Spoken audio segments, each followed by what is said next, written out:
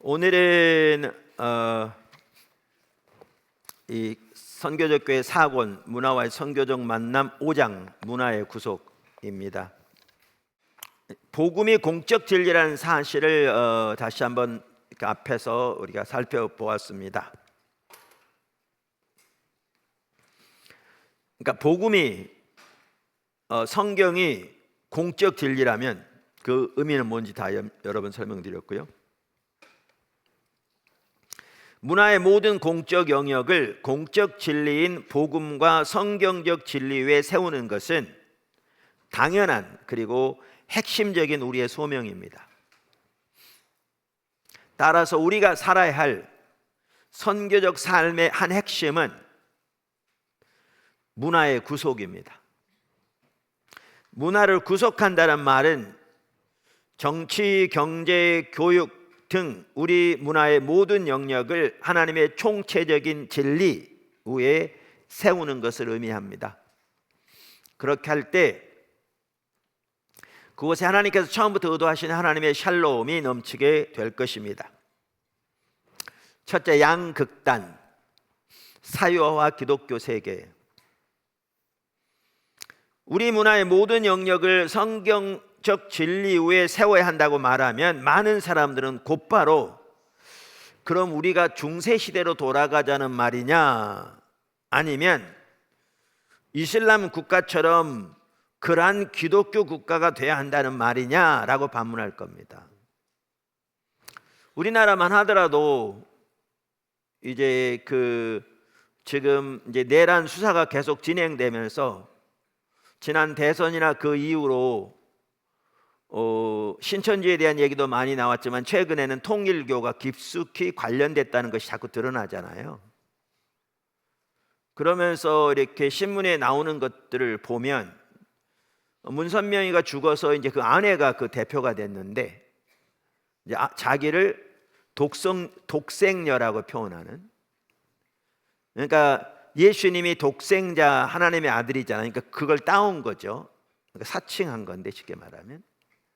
그러면서 통일교 교리 위에 세워진 국가를 만들려고 하는 게 그들의 추구하는 바고, 이제 그 일을 이루기 위해서 이제 사람들을 거기에 예를 들면 뭐 동원하고 또 선거 자금을 지원했다고 이렇게 나오는 거잖아요.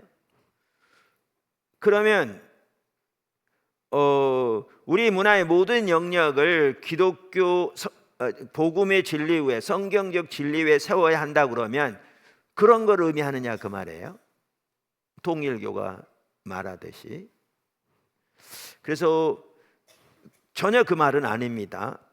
그래서 문화를 구속하는 것이 우리의 선교적 소명이다라고 말할 때 매우 중요한 한 가지가 뭐냐면 그 문화를 구속한다는 말이 무엇을 의미하느냐, 그 올바른 성경적인 관점을 갖는 게 매우 중요합니다. 사실 어제 이제 제가 의도하지 않았는데 그 내용에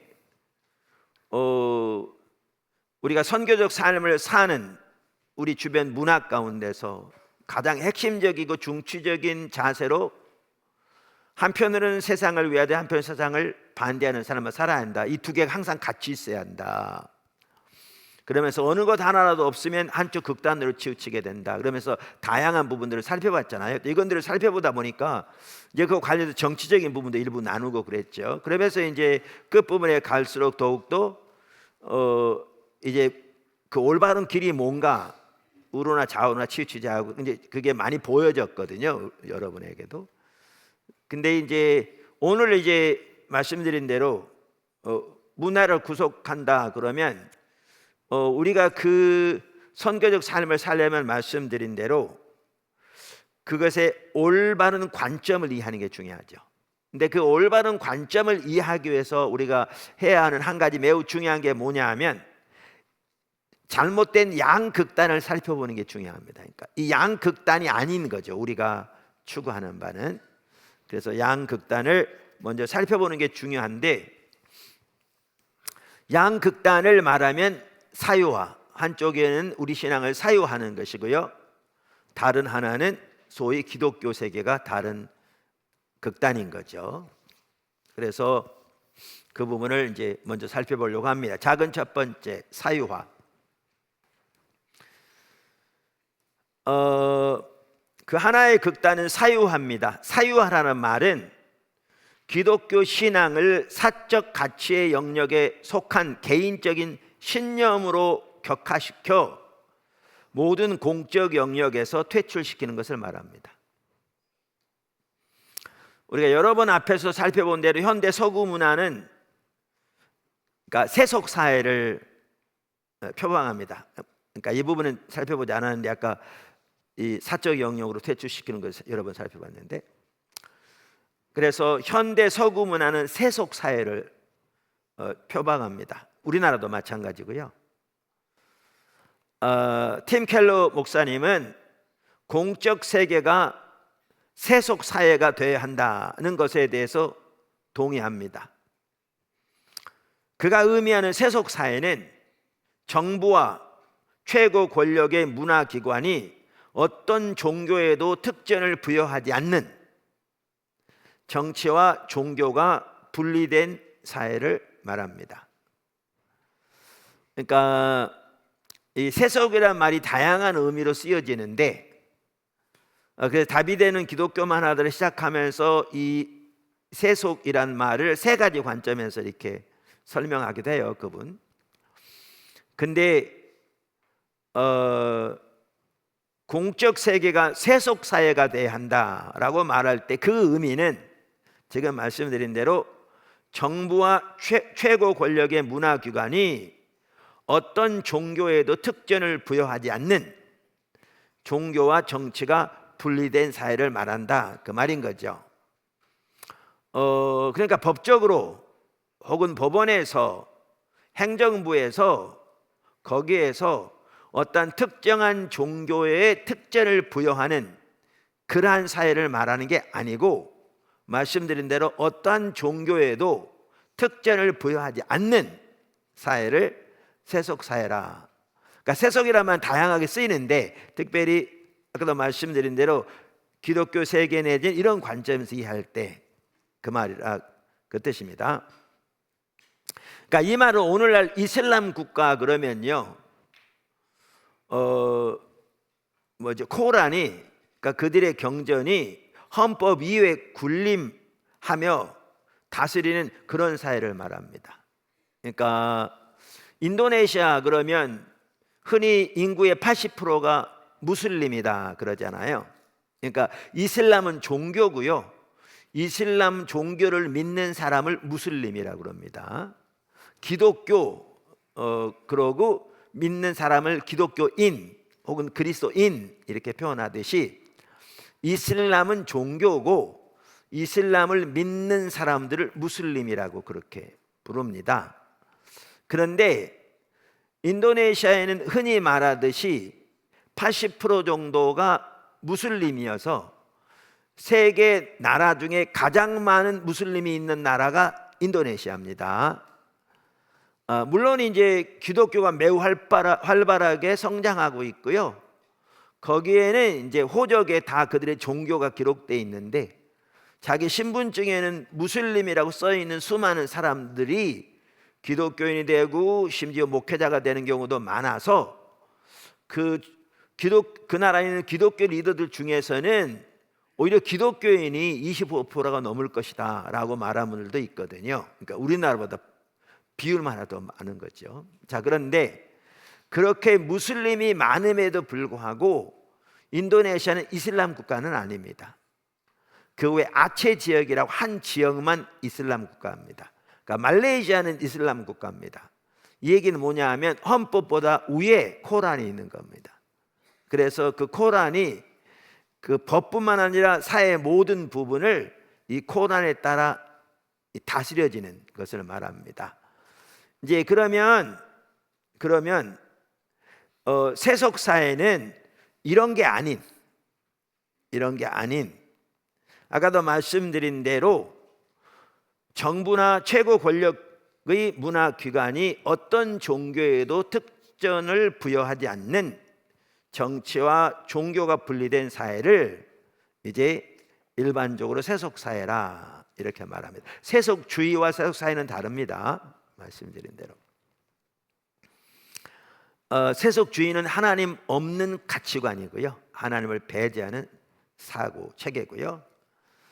자, 그래서 이렇게 세속사회를 표방하고 팀 켈러 목사님만 하더라도 세속사회가 옳다, 그리고 그것은 이런 의미다 라고 말했을 때 저도 개인적으로 그 주장에 동의합니다. 그러나 현대 서구 사회, 이건 우리나라도 마찬가지인데 추구하는 세속사회 문제점을 깊이 이해하지 못하고 그것을 무비판적으로 받아들이면 이제 큰 문제가 발생할 수 있습니다. 그러니까 우리가 선교적 삶을 전혀 못 살 수 있는 거죠. 그리고 실제로 그런 경우가 기독교인 가운데 너무너무 많습니다. 그 점을 올바로 인식하지 못하고 그걸 무비판적으로 받아들여서 그래서 금방 말씀드린 대로 그동안 많은 그리스도인들조차 세속사회의 발상을 무비판적으로 받아들였습니다. 왜냐하면 그것이 합리적으로 들리기 때문이죠. 그 결과 교회는 세속사회의 개념을 인정하고 받아들임으로써 기독교가 공적 영역에서 완전히 밀려나는 것을 용납했습니다. 아까 그 세속사회란 이해를 그걸 말하는데 그걸 잘못 이해한 거죠. 그래서 공적 영역에서 완전히 밀려나는 것을 교회가 그대로 용납했죠. 그러면 그 결과가 뭐냐? 교회는 사유화의 극단에 빠지게 된 것입니다. 사유화의 극단에 빠지게 된 것입니다. 우선 레슬리 뉴비기는 현대 서구 사회가 표방하는 세속 사회라는 말 자체가 허구라고 말합니다. 왜냐하면 우리가 이번 주간에 여러 번 살펴봤잖아요. 어느 문화든지 그 문화의 배후에는 종교적인 신념이 있다라고 말씀드렸잖아요. 그러면서 우리가 특별히 주일 밤, 월요일 밤 살펴보면서 지난 주일날 설교와 연결해서 오늘날 현대 서구 문화의 기초에 종교적인 신념이 얼마나, 특별히 자연주의적인 철학과 세계관, 그리고 그 밑에 그것을 떠받치는 진화론, 이것이 얼마나 종교적인 신념인가를 명확하게 보았잖아요. 그리고 이것을 토대로 법, 경제, 심리학 모든 학문이 이 토대 위에 세워져 있거든요. 그러니까 이런 부분들을 올바로 우리가 이해한다면 아까 말씀드린 대로 정부와 최고 권력 기관이 어떤 종교에도 특전을 부여하지 않는 정치와 종교가 분리된, 그러니까 공적 영역은 종교 중립적인 사회라고 그렇게 우리가 인정하고 받아들이는데 실제 내용은 종교 중립적인 사회가 전혀 아닌 거죠. 그러니까 이 말을 잘못 이해하면 말씀드린 대로 현대 서구 문화만 하더라도 그 기초에 있는 이런 종교적인 신념을 젖어보지 못하고, 그리고 이제 조금에 나오겠지만, 그래서 사회는, 문화는 이것을 종교 중립적이라고 가장해서 모든 종교, 특별히 기독교를 사적 영역으로 몰아내되 공적 영역에서는 종교 중립적인 그러한 것이 거기에 마치 무균실처럼 공적 영역이 되어 있는 것이 아니라 그 문화의 뿌리에 있는 종교적인 신념이 쉽게 말하면 모든 공적 영역을 지배하고 있는 거죠. 그래서 공적 영역은 전혀 종교 중립적인 사회가 아닌 거죠. 근데 이 세속사회라는 이름으로 그걸 표방하는 거죠. 근데 그걸 표방하는 것을 그리스도인들이 그 말을, 그러니까 원칙적인 면에서 그 말은 맞는데 그 말에 의미하는 바를 올바로 이해하지 못함으로 이렇게 공적 영역에서 물러나서 그것이 사적 영역에 갇히는, 다시 말해서 우리의 신앙을 사유화하는 것을 그대로 인정하고 받아들였다. 그러니까 다른 극단으로 빠져버렸다, 그 말입니다. 이해하시겠죠, 무슨 말인지?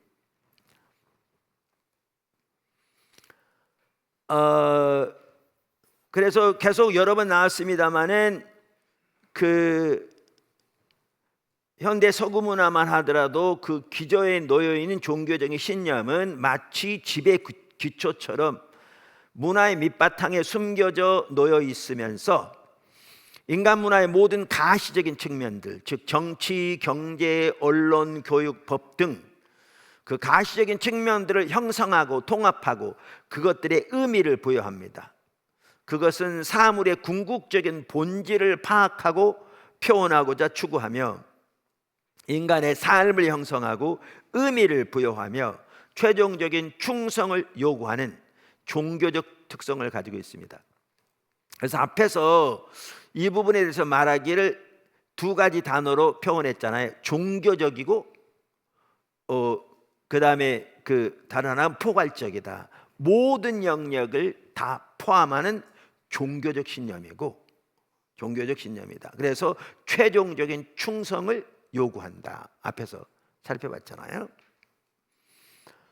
그것은 구조, 제도, 관습, 풍습, 조직, 상징들을 통해 사회적으로 구현됩니다. 그래서 레슬리 누비기는 그것을 숨겨진 신조라, 감춰져 있는, 드러나지 않는 신조라 이렇게 부르기도 했습니다. 그래서 현대 서구 문화만 하더라도 전혀 이 부분에 대해서 이해가 아닙니다. 그래서 제가 조금 아까 말씀드린 대로 현대 서구 문화는 실제로는 종교적인데 근데 마치 종교 중립적인 세속 사회인 것처럼 가장하는 거죠.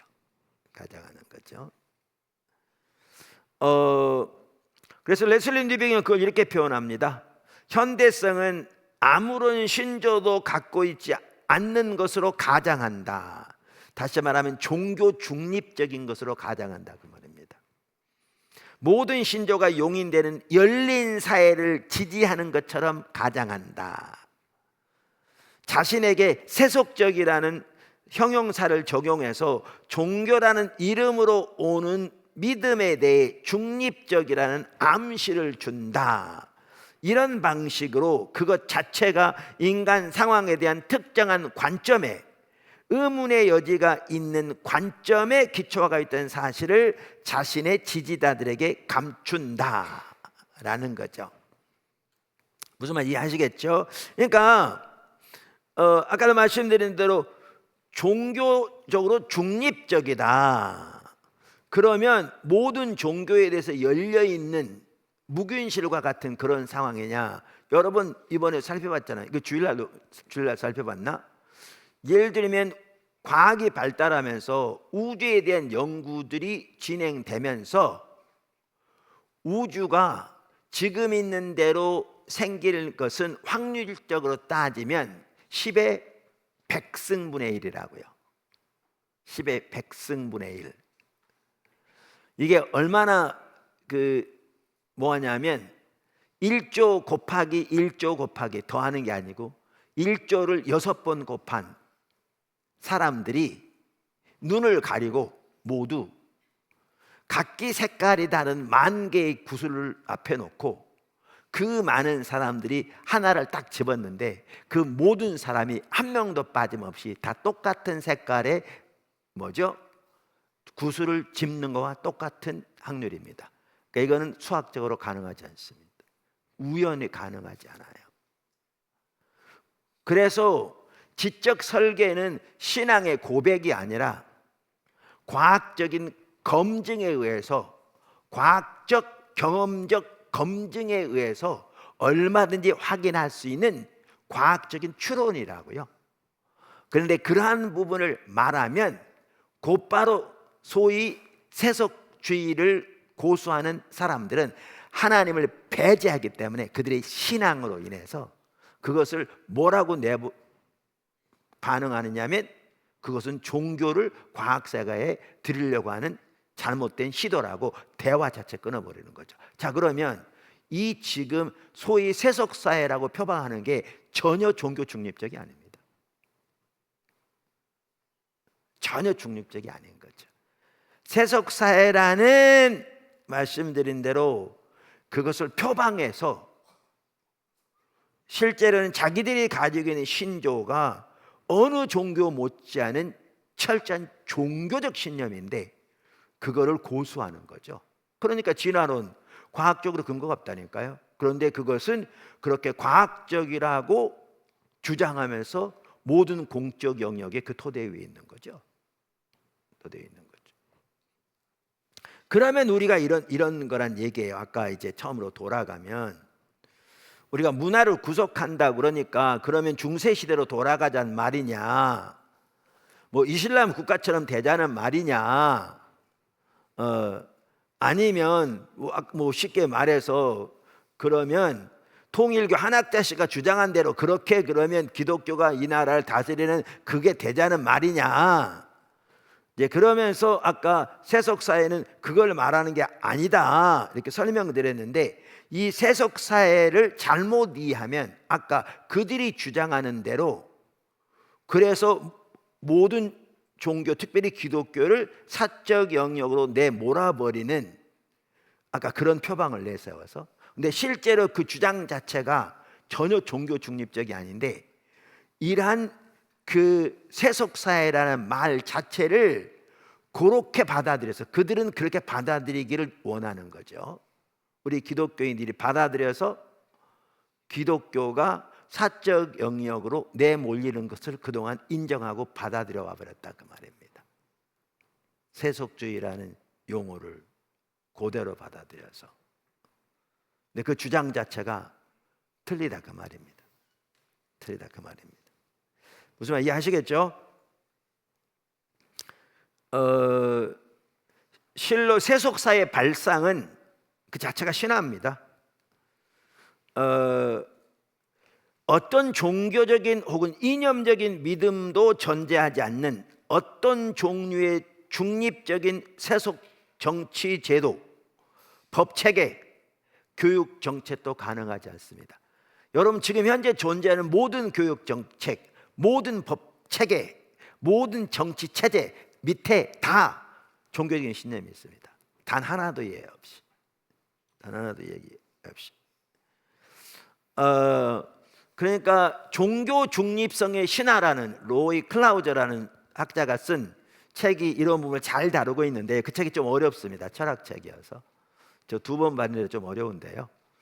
이제 그런데 보면 이제 이런 부분들을 매우 잘 다루고 있습니다. 그래서 세속 사회, 그러니까 종교 중립적인 사회 그 말 자체가 신화라는 겁니다. 그게 실제로 존재하지 않는. 현대 서구 문화가 표방하는 세속 사회는 기독교 메시지를 자유롭게 전할 수 있는 중립적인 사회가 전혀 아닙니다. 아까도 말씀드린 대로. 그것은 이미 다른 신들에 의해 점거된 만신전과 같습니다. 그래서 거기에는 우리가 선교적 교회 3권에 살펴본 구조, 방향, 회복에서 방향을 둘러싼 치열한 영적 전쟁이 일어나고 있는 것을 우리는 이미 살펴보았습니다. 그러니까 여기 한 예를 들어 인간 성만 하도 그렇습니다. 오늘날 그 밑바탕에 각기 다른 종교적인 신조를 가진 성에 대한 이해를 토대로 법, 교육, 미디어, 가정 등의 영역에서 그야말로 피 튀기는 치열한 영적 전쟁이 전 세계적으로 일어나고 있습니다. 예를 들면 젠더 이슈, 이거는 법적인 영역뿐만 아니고요, 교육적인 영역뿐만 아니고요, 미디어뿐만 아니고 가정뿐만 아니고 전 세계적으로 피 튀기는 전쟁이 일어나고 있습니다. 한국 전혀 예외가 아니고 미국 전혀 예외가 아니고요, 아시아 전혀 예외가 아니고 유럽 전혀 예외가 아니고 유엔에까지 피 튀기는 전쟁이 일어나고 있습니다. 유엔까지 나서서 동성애를 합법화하라고 압박하고 있습니다. 이런 상황에서 교회는 이 세상의 통치자들과 권세들의 정체를 드러내고 사람들에게 예수님의 길을 따르도록 도전하고 요구하는 소명을 가지고 있습니다. 교회는, 초대교회는 그렇게 살았고요. 교회의 선교는 예수님을 주님으로 인정하지 않는 모든 권세, 이념, 신화, 추정, 세계관에 도전하는 것을 포함합니다. 그러니까 말씀드린 대로 진정한 의미에서 세속 사회는 맞는데 그 세속 사회에 대한 이해가 잘못되면 그 세속 사회를 내세워서 종교를, 특별히 기독교를 사적 영역으로 몰아놓고 공적 영역에서는 세속주의 내지는 자연주의 세계관이 그 모든 영역을 다스리는 그러한 사회를 추구하는 것이 오늘날 현대 소금문화인데, 거기에 속아서 기독교인들을 마저 그거를 사실인 것처럼, 타당한 것처럼, 합리적인 것처럼 받아들임으로써 신앙이 사유화되는 것을 인정하고 받아들였다, 그 말입니다. 이해되시죠? 자, 그러면 사유화 아래 더 작은 첫 번째, 교회가 사유화에 빠지게 된 이유. 뭐 다양하게 있겠죠. 레슬리 뉴비기는 이걸 특별히 세 가지를 잘 지적하고 있는데요. 제가 보기에는 잘 다루고 있어서 여기에 그런 부분들을 이렇게 정리했습니다. 그러니까 교회가 세속사의 개념을 무비판적으로 받아들여 사유화에 빠진 결과는 참으로 심각합니다. 그러면 어떻게 해서 교회는 사유화의 극단에 빠지게 되었냐, 그 말입니다. 이제 그거를 레슬리 뉴비기는 세 가지로 정리합니다. 첫째는 교회가 이교적인 헬라 철학의 인간론과 종말론을 받아들였기 때문입니다. 그러니까 제가 선교적 교회 3권에서 성속의 이분법에 대해 살펴봤잖아요. 이게 오늘 성도들 가운데 선교적 삶을 올바로 살지 못하도록 방해하는 가장 큰 문제점 중에 하나거든요. 성스러운 것과 속된 것을 분리하는 이분법. 그리고 그 성속의 이분법은 헬라 철학까지 거슬러 올라가거든요. 이제 그거는 말씀드렸죠. 이제 바로 레슬리 뉴비긴 한 얘기가 그 얘기입니다. 지금 그걸 언급하고 있습니다. 그러니까 헬라 철학에 의하면 물질적인 것은 악한 것이고 영적인 것은 선한 것입니다. 교회는 그동안 성을 포함한 육체적인 것들을 악하게 보는 등 다양한 형태로 헬라 철학을 성경적인 관점으로 오해하고 받아들여온 것이 사실입니다. 종말론도 그렇습니다. 헬라 철학은 인간의 행복은 영이 악한 물질적인 몸에서 벗어나 자유롭게 되어 영원한 영의 세계에 들어가는 것이라 주장했습니다. 그러니까 이 헬라 철학의 그 영향을 받은 영지주의만 하더라도요, 인간의 가장 큰 행복은 안 태어나는 것이고, 그 다음에 두 번째로 큰 행복이 뭐냐, 빨리 죽어서 영이 악한 육체에서 분리되어 영적인 세계에 들어가는 것이라고 그렇게 믿었습니다. 그러니까 모든 영적인 것은 다 천하고 악한 것으로 취급하는 거죠. 이제 이게 헬라 철학입니다. 그리고 뿐만 아니라 그렇게 함으로써 이게 헬라 철학의 종말론인 거죠. 그 영적인 세계에 들어가는. 그런데 교회는 아까도 말씀드린 대로 육적인과 영적인 것의 이분법에 있어서도 사실 성경적이 아닌 그것을 성경적이라고 잘못 이해해서 받아서 그대로 살아온 경우가 정말 적지 않은, 근데 실제로 그것은 헬라 철학이었던 경우가 적지 않고요. 종말론에 있어서도 헬라 철학을 그대로 답습하는 경우가 많았습니다. 그러니까 현대 서구 문화의 공적, 사적 이분법을 인정하고 받아들이는 것도 헬라 철학의 이러한 견해를 받아들인 열매 중 하나라고 볼 수 있습니다. 그러니까 마이클 고인이 레슬리 뉴비긴의 선교적 교회에 관한 책 교회 소명 해석을 잘 표현하는데요, 이렇게 말합니다. 성경에 의하면 인간 삶의 목표는 죄와 그 저주에서 해방되어 새롭게 된 인류가 회복된 인간 외창조 세계의 맥락에서 부활한 몸 가운데 피조물의 삶의 충만함을 함께 사는 것이다. 이게 이제 최종적인 구속의 완성인 거죠. 예수님이 다시 오실 때 이렇게 되는 거죠. 역사가 가진 이런 성경적 목표는 교회가 공적 삶에 관여하는 것에 의미를 부여한다. 왜냐하면 이렇게 올바로 이해하면 오늘날 우리가 하는 일 하나하나가 다 영속적인 의미를 가지고 있거든요. 중요하거든요. 이게 다음 세대까지 연결되니까. 다음 세대가 그러니까 우리가 오는 세대를 말하는 게 아니라 다시 말하면 새하늘과 새 땅까지 연결되니까. 그래서 우리가 지난번에 일의 소명을 살펴보면서 일의 영속성을 살펴봤잖아요. 그리고 그 근거로 가장 핵심이 예수님의 부활에서 그걸 보았죠. 그리고 성경 여러 구절이 일의 영속성을 말하고 있거든요. 그러니까 이렇게 올바로 우리의 신앙을, 우리의 구속을, 또 성경의 이야기를 이해하면 오늘날 우리가 하는 일 하나하나가 중요한 의미를 갖거든요. 그럼 당연히 우리의 모든 공적 영역에서 선교적 삶을 사는 것이 매우 중요한 의미를 갖게 되는 거죠. 당연히 이렇게 성경적으로 올바로 이해하면. 그리고 그것을 일의 소명에서 이미 살펴보았고요. 그런데 영적으로 그리고 개인적으로 이해된 종말론은, 그러니까 종말론이 뭐냐? 우리가 이 땅에서 죽어서 천국 가는 것. 다시 말하면 개인적이고 영적으로 이해해버린. 근데 이게 성경적인 이해가 아니고 이게 아까도 말한 대로 헬라 철학이 가지고 있는 종말론인 거죠.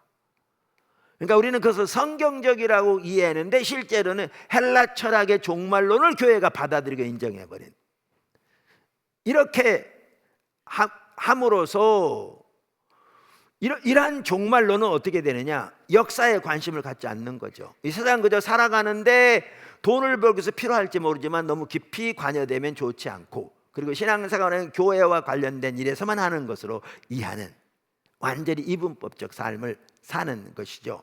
그러면 이런 이해를 가지고 있으면 문화의 공적 삶에 관여하고자 하는 어떤 결심도 약화시킬 것이다, 이렇게 말하는 거죠. 그러니까 근데 실제로 오늘날 우리가 그동안 그렇게 살아왔는데 그 한 주된 이유가 결국 헬라 철학의 영향이다. 교회가 그것이 성경적이라고 헬라 철학을 잘못 이해하고 받아들인 그것이 이러한 결과를 가져왔다. 그래서 그것이 사유화에 기여했다라고 말하는 겁니다. 성속의 분리 이분법, 그래서 같이 작동하고 있고요. 자, 교회가 사유화에 빠진 또 하나의 이유, 교회가 복음을 예수님께서 선포하신 하나님 나라보다 작은 것으로 오해했기 때문이다. 사실 여기 내용들은 이미 앞에서 살펴본 내용들이 사실 복습하고 있는 것에 불과합니다. 우리는 선교적 교회 1권에서 성경에 말하는, 그리고 예수님이 선포하신 하나님의 구속과 복음의 포괄적 성격에 대해 이미 살펴보았습니다. 하나님의 통치는 포괄적입니다. 그리고 그 통치를 선포하고 구현하기 위해 보내심을 받은 교회는 인간 삶의 모든 영역에 예수님의 주권을 선포해야 합니다. 그러니까 초대교회가 전한 복음의 핵심이 예수님이 주님이시다라는 거였잖아요. 그러면 그들이 살았던 삶의 핵심이 뭐냐? 그들의 삶의 모든 영역에 예수님의 주되심을 실현하는 거였습니다. 그리고 그게 오늘날 우리가 살아야 할 선교적 삶입니다. 간단히 표현하면 가정에도, 관계에도, 비즈니스에도, 정치에도, 교육에도 등등등. 하나님 나라의 좋은 소식을 구현하는 것은 교회가 문화의 공적 삶에 자리 잡고 있는 우상 숭배에 도전하는 걸 포함합니다. 예수님의 주대심이 실현되려면 그곳에 있는 우상 숭배에 도전하는 것이 당연히 포함되지요. 주님, 호키리오스이신 예수님에게 복종하는 것은 다른 모든 주를 거부하는 것입니다. 초대교회가 뭐죠? 로마의 국교, 거기 핵심이 C죠. 그것을 거부했듯이 한 예를 들면, 따라서 만약 교회가 복음을 개인적이고 영적인 것으로 축소한다면 그것은 복음을 잘못 이해하는 것이고 자신의 포괄적인 선교의 소명을 저버리는 것입니다. 뉴비기는 그것을 이렇게 말합니다. 복음은 자신들의 개인적인 삶의 의미를 위해 그것을 받아들이는 사람들에게 엄청나게 더 많은 것들을 제공한다. 복음은 인류의 모든 공적 역사가 그것에 의해 인정되거나 기각되는 하나님의 우주적인 목적에 대한 선포이다. 그러니까 복음은 하나님의 우주적인 목적에 대한 선포로서 그것에 의해서 모든 공적인 역사가 인정되거나 기각될 거라 그 말이죠. 그게 복음인 거죠. 그리고 모든 인간은 예외 없이 그 목적에 의해 심판을 받게 될 것이다. 예, 믿는 사람이건 안 믿는 사람이건 하나님의 우주적인 목적에 대한 선포가 결국 복음인데, 그 우주적인 목적에 따라 그 목적에 의해 모든 인간은 그날 심판받을 거거든요. 믿는 사람이건 안 믿는 사람이건. 그 성경이 명확하게 말하는 거죠.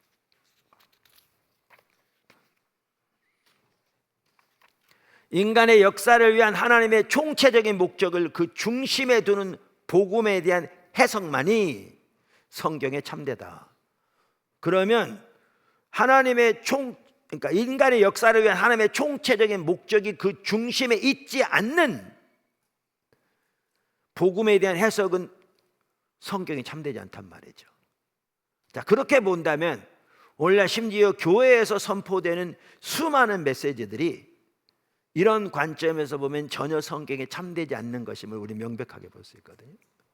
정말 심각하게. 부흥에서 선포되는 메시지들, 사경에서 선포되는 메시지들 등등등.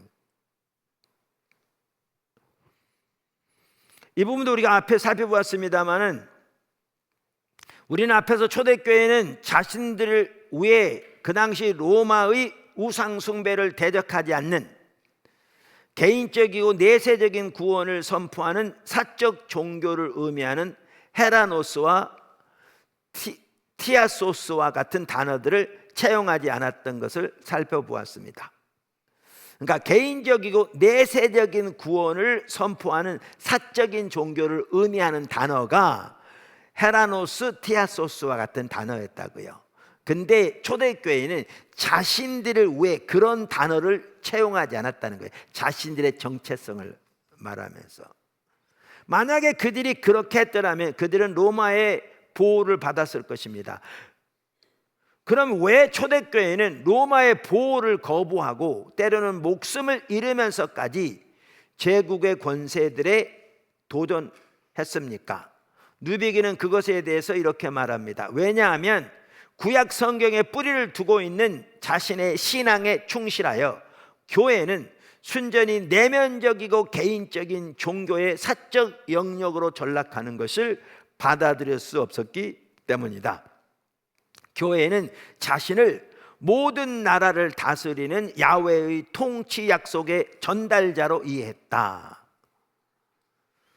그래서 초대교회는 자신이 가진 복음을 모든 나라와 삶의 모든 것에 대한 하나님의 통치로 이해했기 때문에 사적 종교로 불리는 것을 거부하면서 그 대신에 공적 회합인 에클레시아라는 명칭을 자기들을 위해 채용했다 그랬잖아요. 그러니까 에클레시아라는 말은 헬라어인데 우리말의 교회라는 말이거든요. 그럼 초대교회가 자기들을 지칭하기 위해서 사용한 단어가 에클레시아라는 단어인데, 이 에클레시아는 그 당시 도시 서기관이 도시의 공적인 문제를 토론하기 위해 그 도시의 시민들을 불러 모은 회합이 에클레시아였습니다. 그런데 교회는 에클레시아라고 자기들을 부르면서 그 뒤에다가 투세우, 이 말은 of God 이 말이거든요. 하나님의 에클레시아라고 부르면서 하나님이 모든 공적 영역에 하나님의 주권적인 통치를 세우고 그 모든 공적 영역이, 삶의 영역이 하나님의 말씀의 토대 위에 세워지도록 하나님이 사람들을 소환한 그 모임으로 자신들을 지칭한 겁니다. 자신들. 아까도 말씀드렸는데 그저 개인적인 구원, 개인적인 내세에 대한 약속을 하는 그런 종교를 의미하는 단어들로 자기들을 부르지 않았다고요. 그렇더라면 그들은 핍박을 받지 않았겠죠. 근데 그들은 자기들을 지칭할 때 우리가 교회라고 하는 그 단어가 에클레시아라는 단어인데, 이처럼 공적 문제를 위한 회합을 의미하는 에클레시아, 그 뒤에다 특별히 하나님의 라는 한정어를 붙여서 교회를 자기들을 그렇게 칭함으로써 초대교회가 자기들의 소명을 어떻게 이해했는지를 우리는 앞에서도 살펴보았습니다. 초대교회는 스스로를 하나의 사적 종교단체로서 다른 단체들과 경쟁하면서 그 구성원들에게 개인적인 구원을 제공하는 것으로 보지 않았습니다. 초대교회는 자신을 세상의 공적 삶에 진출한 운동으로 제국의 쿨투스 퍼블리쿠스, 공적 종교에 도전하면서 예외 없이 모든 이들의 충성을 요구한다고 보았습니다. 이 도전은 제국의 권력과의 충돌을 불가피하게 만들었습니다. 그런데 오늘날 서구교회는, 더 나아가 한국교회는 초대교회가 거부했던 그 모습을 오늘날 오히려 우리의 신앙으로 잘못 이해하고 있는 거죠. 초대교회는 그걸 거부하고 그걸 위해서 목숨까지 바쳤는데, 오늘 한국교회는, 서구교회는 대다수의 경우에 그것이 우리의 신분인 것이냐, 그거를 인정하고 받아들이는 그러한 우를 범해 온 거죠. 우리의 과업은 복음의 삶을, 모든 것을 다스리시는 주권자신 주님을 섬기라는 소원으로 이해하는 것입니다. 이는 우리 문화의 공적 교리에 대한 도전을 수반할 것입니다. 자, 셋째, 교회가 사유화에 빠지게 된 이유. 교회가 현대 서구 문화의 종교적이고 우상 숭배적인 본질을 바르게 이해하지 못했기 때문입니다. 그래서 세속사회라는 개념은 교회가 공적 광장의 중립성이라는 추정을 받아들이도록 유도한 거죠. 문화가, 그 바탕에 다른 종교적인 신념을 가지고 있는 문화가, 서구 문화가, 그런데 교회는 그 배후에 있는 영적인 권세를 그동안 분별하지 못한 것입니다. 사실 그래서 솔린 뉴비긴이 이 부분을 집중적으로 외쳤고요.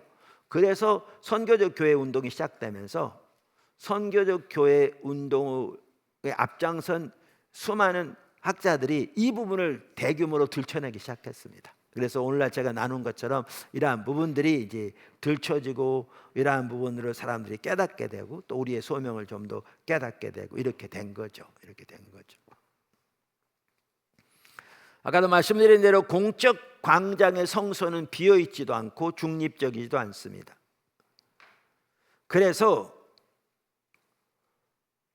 교회가 소위 공적 광장의 중립성이라는 그 서구 현대 문화가 주창하는, 내세우는 것을 받아들이면, 그들이 이해하는 대로, 그러면 교회는 결국 다른 신들의 권세의 지배를 받게 되는 것입니다. 그리고 신앙생활은 사적인 영역에서 교회와 직접적으로 관련된 범위 내에서만 하는 것으로 이렇게 돼버린 거죠. 여태까지 말씀드린 것처럼. 그리고 삶의 대부분의 다른 영역에서는 다른 신의, 다른 주의 주권적인 통치를 받으며 살게 되는 것이지요. 그 다음에 작은 두 번째, 사이와의 심각한 결과.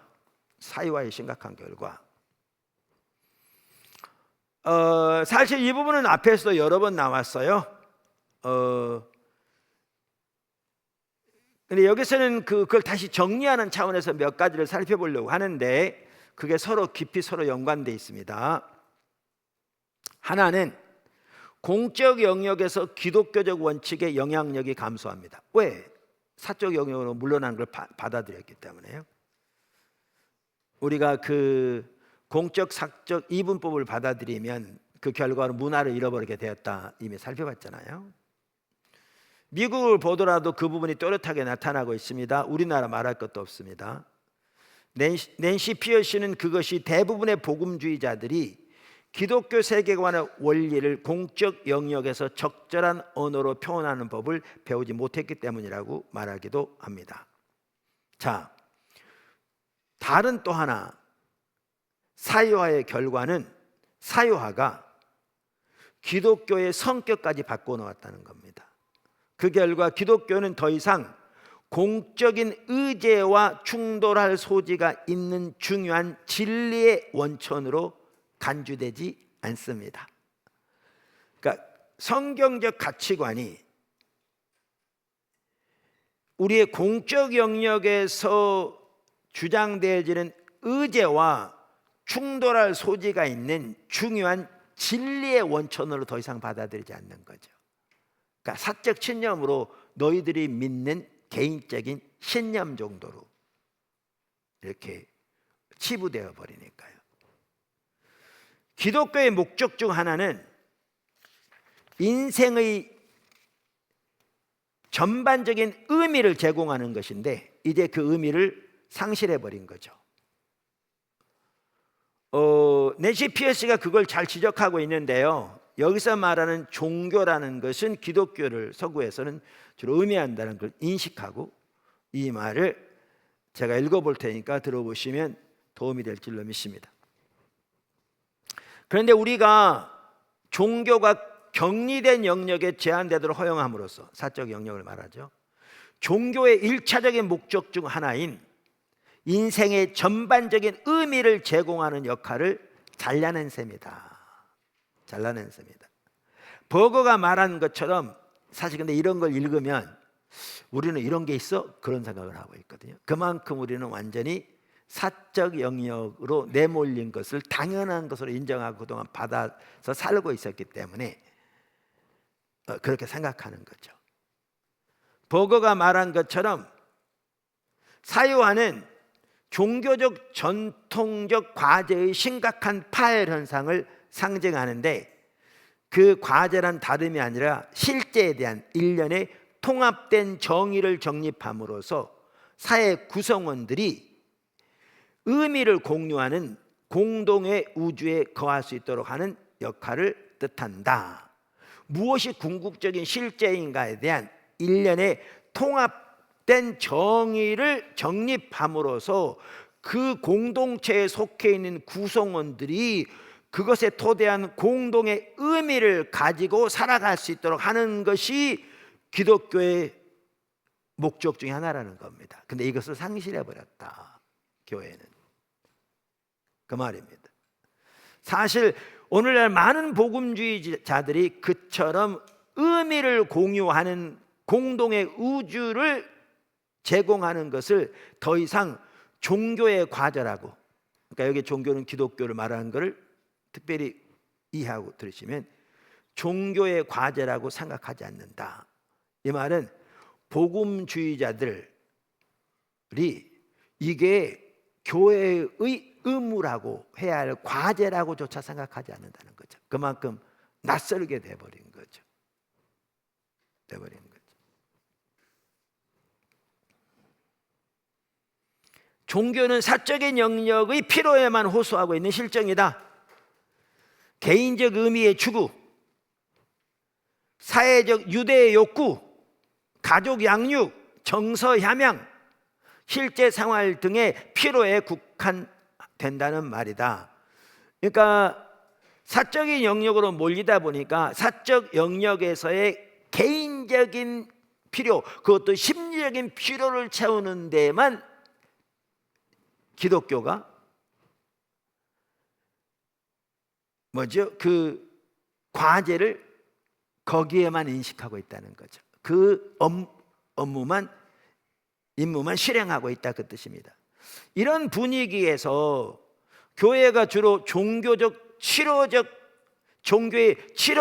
기능에 초점을 맞춘 채 심리적 욕구의 언어를 구사하도록 하는 수밖에 없다.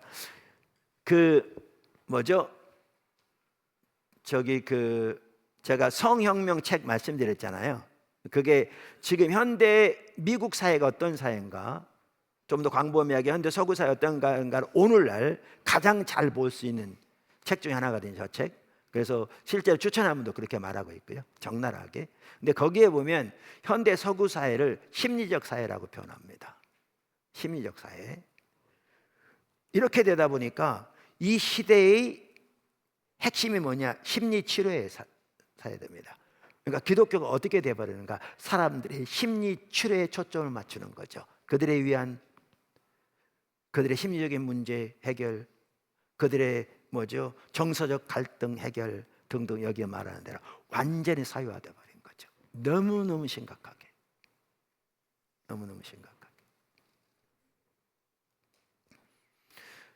그래서 이런 분위기에서는 교회가 주로 종교의 치료적 기능에 초점을 맞춘 채 심리적 욕구의 언어를 구사하도록 하는 수밖에 없다. 지금 우리가 현대가 그렇거든. 한국도 그렇게 돼버렸어요. 너무나 심각하게. 과거에는 종교가 공동체의 정체성, 소속감과 연관이 있었던 데 비해 이제 종교는 오직 진정한 내면 생활을 추구하는 것과 동일시되어 있다. 심리치료사회.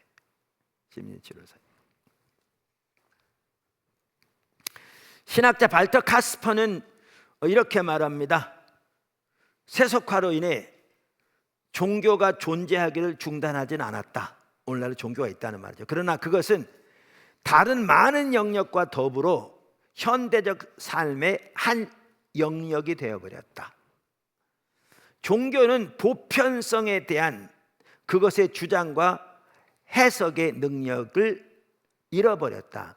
이 말이 뭐냐면, 아까 종교는 그 기저 뿌리에 있어서 그것에 있는 겉으로 표현되는 모든 영역에 의미를 부여하고 그것을 보는 관점을 제시하고 그 실제에 대한 이해를 부여하는 거라고 그랬잖아요, 뿌리에서. 그래서 종교는 그 모든 공적인 영역을 포함한 모든 삶의 영역에 대한 통합적 해석을 하고 의미를 부여하는 게 종교의 임무입니다. 그게 종교라는 겁니다. 근데 현대 문화에서는 어떻게 돼버렸냐면 종교가 많은 영역 중에 하나가 돼버린 거죠. 다시 말하면 정치가 있고 경제가 있고 문화가 있듯이 이제 그 중에 하나가 뭐냐? 종교가 있는 거죠. 그러니까 이게 현대 서구 문화 영향인데, 종교가 많은 요소의 하나로 전락해버린 겁니다.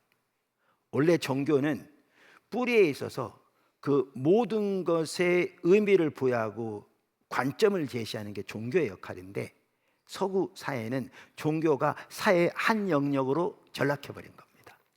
이게 서구 문화고요, 이게 우리나라입니다. 이렇게 그랬는데, 아까도 말한 대로 현대 서구 문화의 바탕에는 종교적인 신념이 있어서 그게 모든 영역을 통제하고 판단하고 관점을 제시하고 옳고 그름을 거기서 판단하는 거죠. 차이를 보이십니까? 이렇게 돼버렸습니다. 근데 우리는 그거를 그대로 받아들이는 거죠. 그게 뭐 사실인 것처럼. 그래서 아까 신학자인 발터 카스퍼, 아마 독일 사람인가 봐요. 영어로 월터 캐스퍼인데, 발터 카스퍼 박사가 말하기를 세속화로 인해 종교가 존재하기를 중단하진 않았는데 다른 많은 영역과 아울러 현대적 삶의 한 영역이 되어버렸다. 그렇게 하다 보니까 종교는 보편성, 모든 영역을 다 포함하는 보편성에 대한 그것의 주장과 해석의 능력을 잃어버렸다.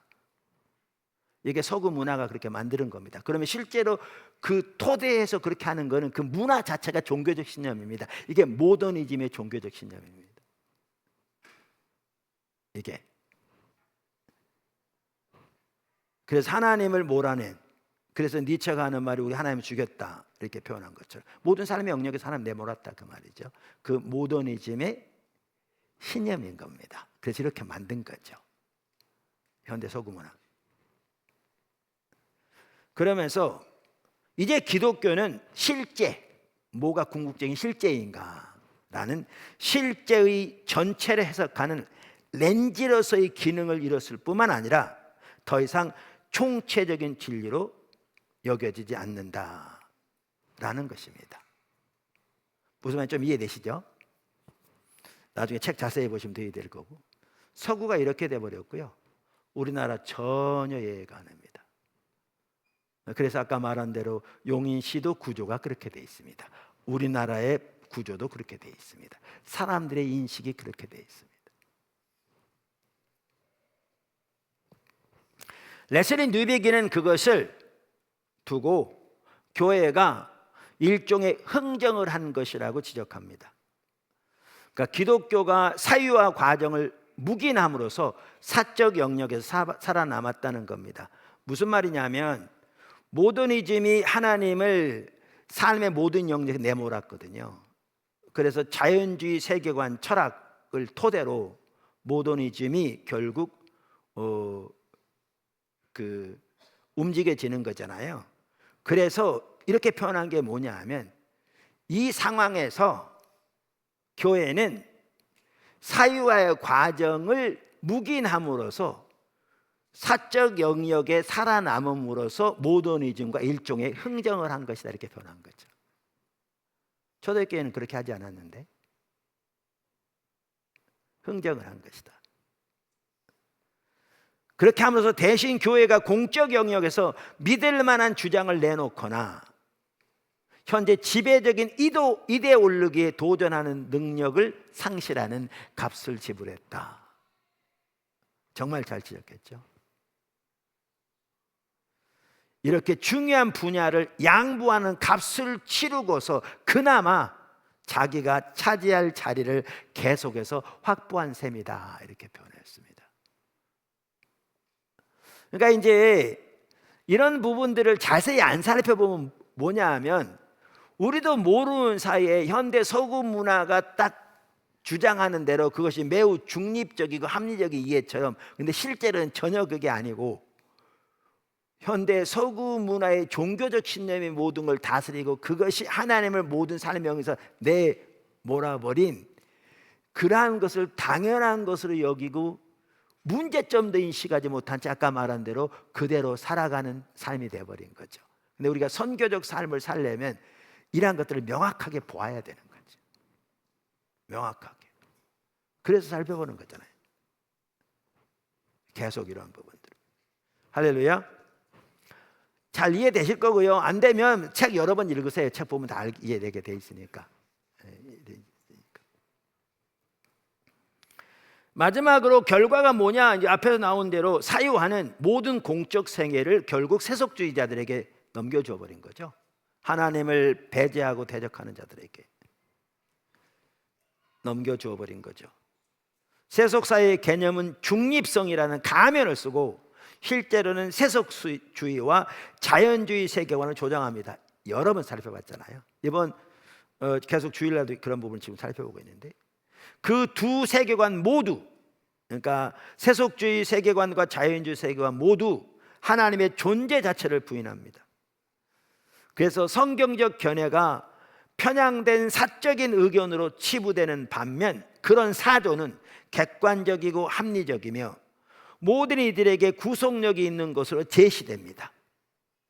낸시 피어시는 이러한 풍조가 그리스도인들에게 엄청난 압력을 가함으로써 자기 전문 분야의 독특한 성경적 관점을 포기하게 만들었다라고 말합니다.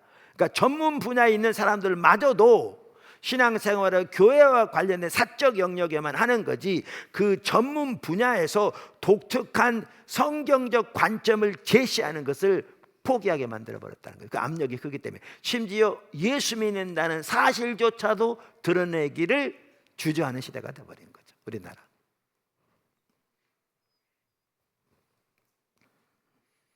심지어 낸시 피어스는 성경적 원리를 자신의 일에 적용하는 것은 잘못이라고 주장하는 어느 기독교 철학자의 말도 인용합니다. 기독교 철학자인데 이렇게 말한 거죠. 나는 개인적으로 확실한 종교적인 신념을 갖고 있다. 그러나 내가 수행하는 분석의 실제 과정에 그것을 묵시적 전제로 도입하는 것은 전적으로 잘못된 것이라고 생각한다. 그러니까 자기의 그 학문적인 분야에서는 하나님을 완전히 배제해야 한다는 거죠, 기독교 철학자가. 그러면 하나님을 배제하면 중립적으로 하느냐? 아니라니까요. 그는 다른 종교적 신념의 토대 위에서 그 연구를 실행하는 거죠. 그게 제가 4권에 안 쓴 것 같고요, 6권에 쓴 것 같은데, 지금 현존하는 기독교 철학자 중에 뛰어난 분이 한 분이 월터 스토프라는 분이 있거든요. 이분은 철학이건 과학이건 이론에 기초하는데, 그 이론을 평가하는 거기에는 반드시 기독교는 기독교적인 신념이 거기에 있어서 그걸 가지고 이론을 평가해야 한다. 우리가 예수님을 따른다는 건 우리 모든 삶의 영역에서 주님을 따르는 것을 의미한다. 그러면서 강력하게 말합니다. 실제로 다른 많은 안 믿는 사람들은 자기들의 종교적인 신념을 가지고 그걸 판단합니다. 심리학자건 다른 학자들건 다. 근데 우리 기독교인들만 그렇게 안 하는 거죠, 지금 이 철학자가 말한 것처럼. 그리고 그것이 마치 종교 중립성을 지키는 것처럼 완전히 쏟고 있는 거죠. 근데 월터 스토프 같은 경우는 그걸 강력하게 얘기합니다. 이렇게 6권이 나올 겁니다. 그러니까 종교성 한계 내에서 이성, 그 책이 아마 그게 나올 겁니다. 이게 작은 책인데요, 짧은, 그러니까 저 책, 종교 한계 안에서 이성. 저게 되게 그 니콜라스 월터 스토프, 이게 얇은 책이에요. 근데 뛰어난 학자라 그런지 얇은 책인데 그 한 문장 속에도 많은 내용이 들어있어서 정말 핵심적인 그 관점을 잘 지적하고 있습니다. 여러분 읽어도 충분히 이해할 수 있습니다. 그동안 제가 많이 공부를 시켜서 머리가 많이 보링 됐기 때문에 이해할 수 있는 자리가 됐습니다. 네. 그러니까 이 같은 입장의 결과는 그리스도인들이 사상의 세계를 포함한 모든 공적 세계를 세속주의자들에게 넘겨준 것입니다. 그래서 앞에서 살펴본 것처럼 그들은 세속 사회의 개념 자체가 하나의 종교적 철학적 헌신임을 전혀 보지 못하고 있는 것입니다. 만약 그리스도인들이 다양한 이슈에 대해서 성경적 원리를 제시하지 않는다면 그것은 결국 비성경적인 원리를 부추기는 셈입니다. 세계에 대해 일련의 전제 없이 이해하고 생각하는 것은 그 자체가 불가능하다는 것을 여러 번 말씀드렸습니다. 그래서 한 극단이 뭐냐? 세계화입니다. 이걸 보면 세속주의라는 가면을 쓴, 실제로는 반기독교적인 종교에 기초한 사조가 얼마나 심각한 결과를 가져오는데, 교회는 그것이 매우 타당한 옳은 것인 것처럼 분별력이 없이 그대로 받아들여서 그것에 맞춰서 우리의 신앙생활을 조종해 버렸는지 재단해 버렸는지를 볼 수 있습니다. 그럼 다른 극단은 뭐냐? 기독교 세계입니다. 기독교 세계는 중세와 같은, 쉽게 표현하면 이와 같이 사유화는 그러면 우상숭배의 삶입니다. 그러면 그 해답이 문화를 구속하는 것은 기독교 세계로, 그럼 중세로 돌아가자는 말이냐? 예를 들면 아니요, 그것도 해답이 아닙니다. 그건 다른 극단인 거죠. 기독교 세계는 마치 이슬람 국가에서 코란이 헌법에 있는 것처럼 성경이 법 위에 있어서 제도적으로 강압적으로 성경적인 요구사항이 집행되는 사회를 말합니다. 그럼 그리로 돌아가자는 말이냐? 전혀 아닙니다. 기독교 국가로 돌아가는 것은 현실적으로 가능하지 않을 뿐만 아니라 아무도 원치 않습니다. 또한 그것은 성경적으로도 옳지 않습니다. 성경적으로도 옳지 않습니다. 우리는 기독교가 로마의 국교가 되면서 일부 긍정적인 면이 있었음에도 불구하고 타락하게 되었다는 사실을 잘 압니다. 기독교 세계의 문제점 중 한 가지만 언급하면 교회가 선교적 소명을 잃어버립니다. 선교적 소명을 잃어버립니다. 왜냐하면 그 나라에 태어나는 게 기독교인 되는 거거든요. 호족에 등록하는 순간 기독교인이 돼요. 그리고 기독교인이 됐기 때문에 세금을 내 종교세를 내는 거죠. 지금 독일이 그렇죠. 독일은 루터교하고 가톨릭교는 국교입니다. 그러면 거기에 등록되면 다 그들은 기독교인이에요. 그래서 종교세를 냅니다. 그럼 죽으면 교회에서 장례해 줍니다. 근데 제가 1983년에 독일에서 5개월 있었는데 독일어 공부하느라고 그랬는데 그때 이제 그러한 그 국교회가 아닌 다른 교회 다닌 교회를 이제 그 뭐죠? 프리 처치라고 그러죠. 영어로 프라이에 키르케 독일 말로.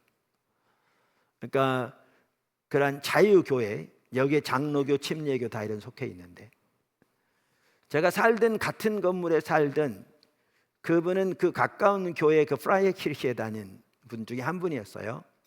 상당히 교회 열심히 다니는 분이었는데요. 그런데 얘기 나눠보면 예수님의 부활을 들어본 적이 없어요. 지금은 좀 많이 달라지긴 했는지 모르지만 그 당시에 미국이 펄싱 2 미사일을 유럽에 재배치한다고 그러니까 막 20만 명씩 나와서 데모하고 그랬어요. 그거 핵무기 설치 반대. 그때 수많은 사람들이 기독교의 이름으로 나왔거든요. 몇십만 명이. 근데 주일날 제가 차를 타고 다니면서 눈을 씻고 봐도 물론 이 버스로 자기 차로 다니겠지만 지하철 타고 주로 우리는 다녔는데 아무리 눈을 씻고 봐도 성격적으로 교회 가는 사람 잘 한 명도 볼 수 없어요. 그 당시에 그 박물과 같은 그 교회들 주일날 예배드린 숫자는 할머니들 중심으로 한 20명. 그는 다 기독교인이에요. 그리고 그 목사들의 월급은 정부에서 나와요. 설교문까지 정부에서 나옵니다.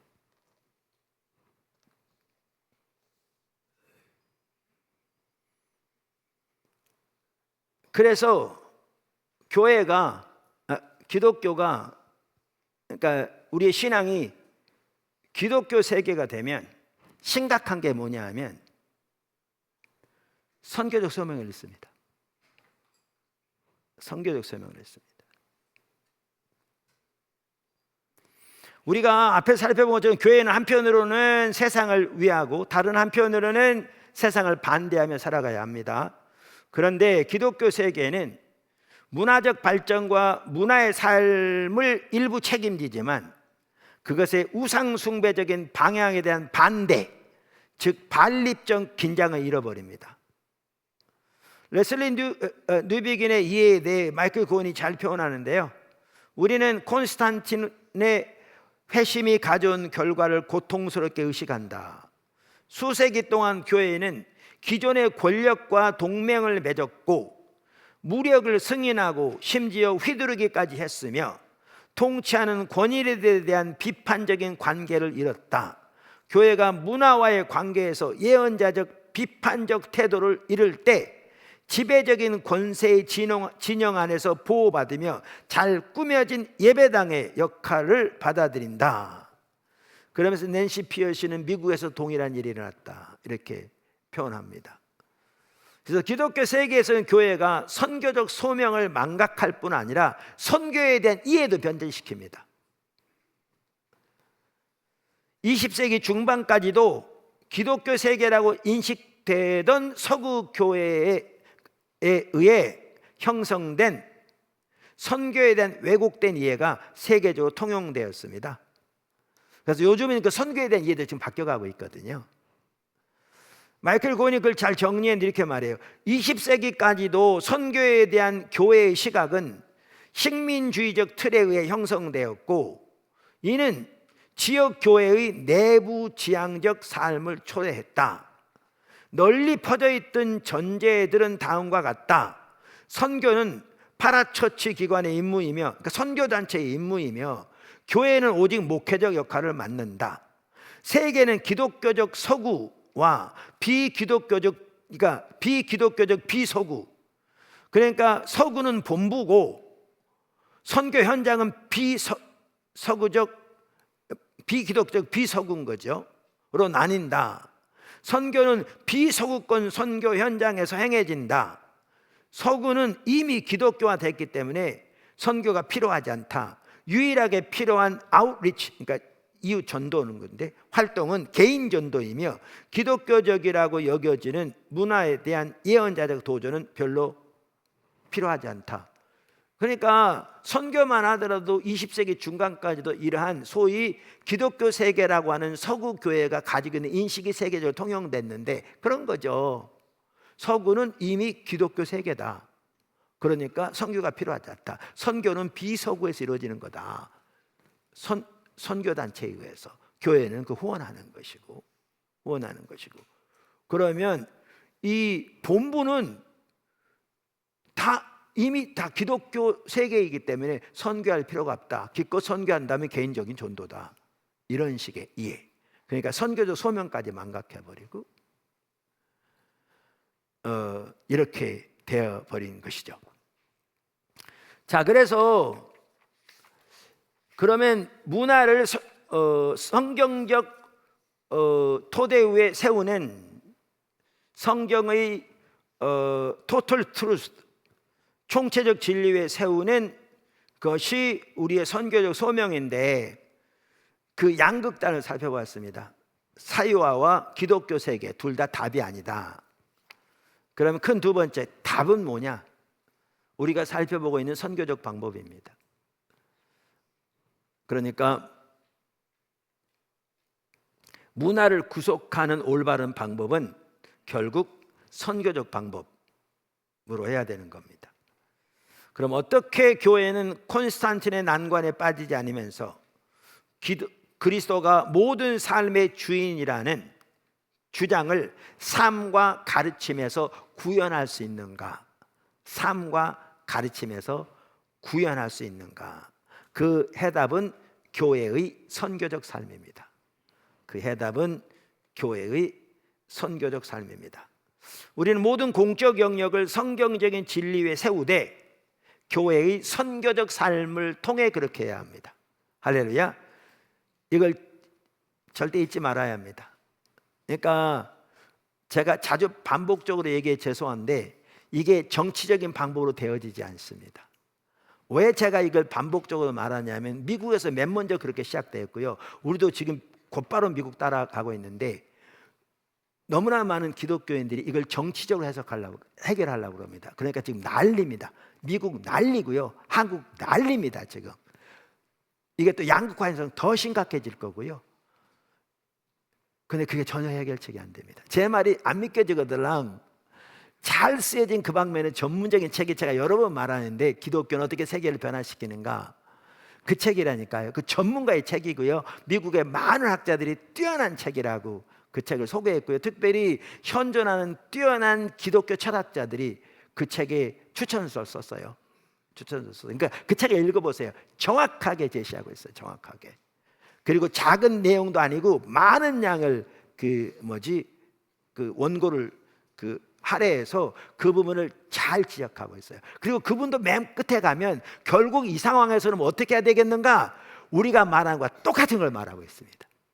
그 끝에 가면 어떻게 할 것인가?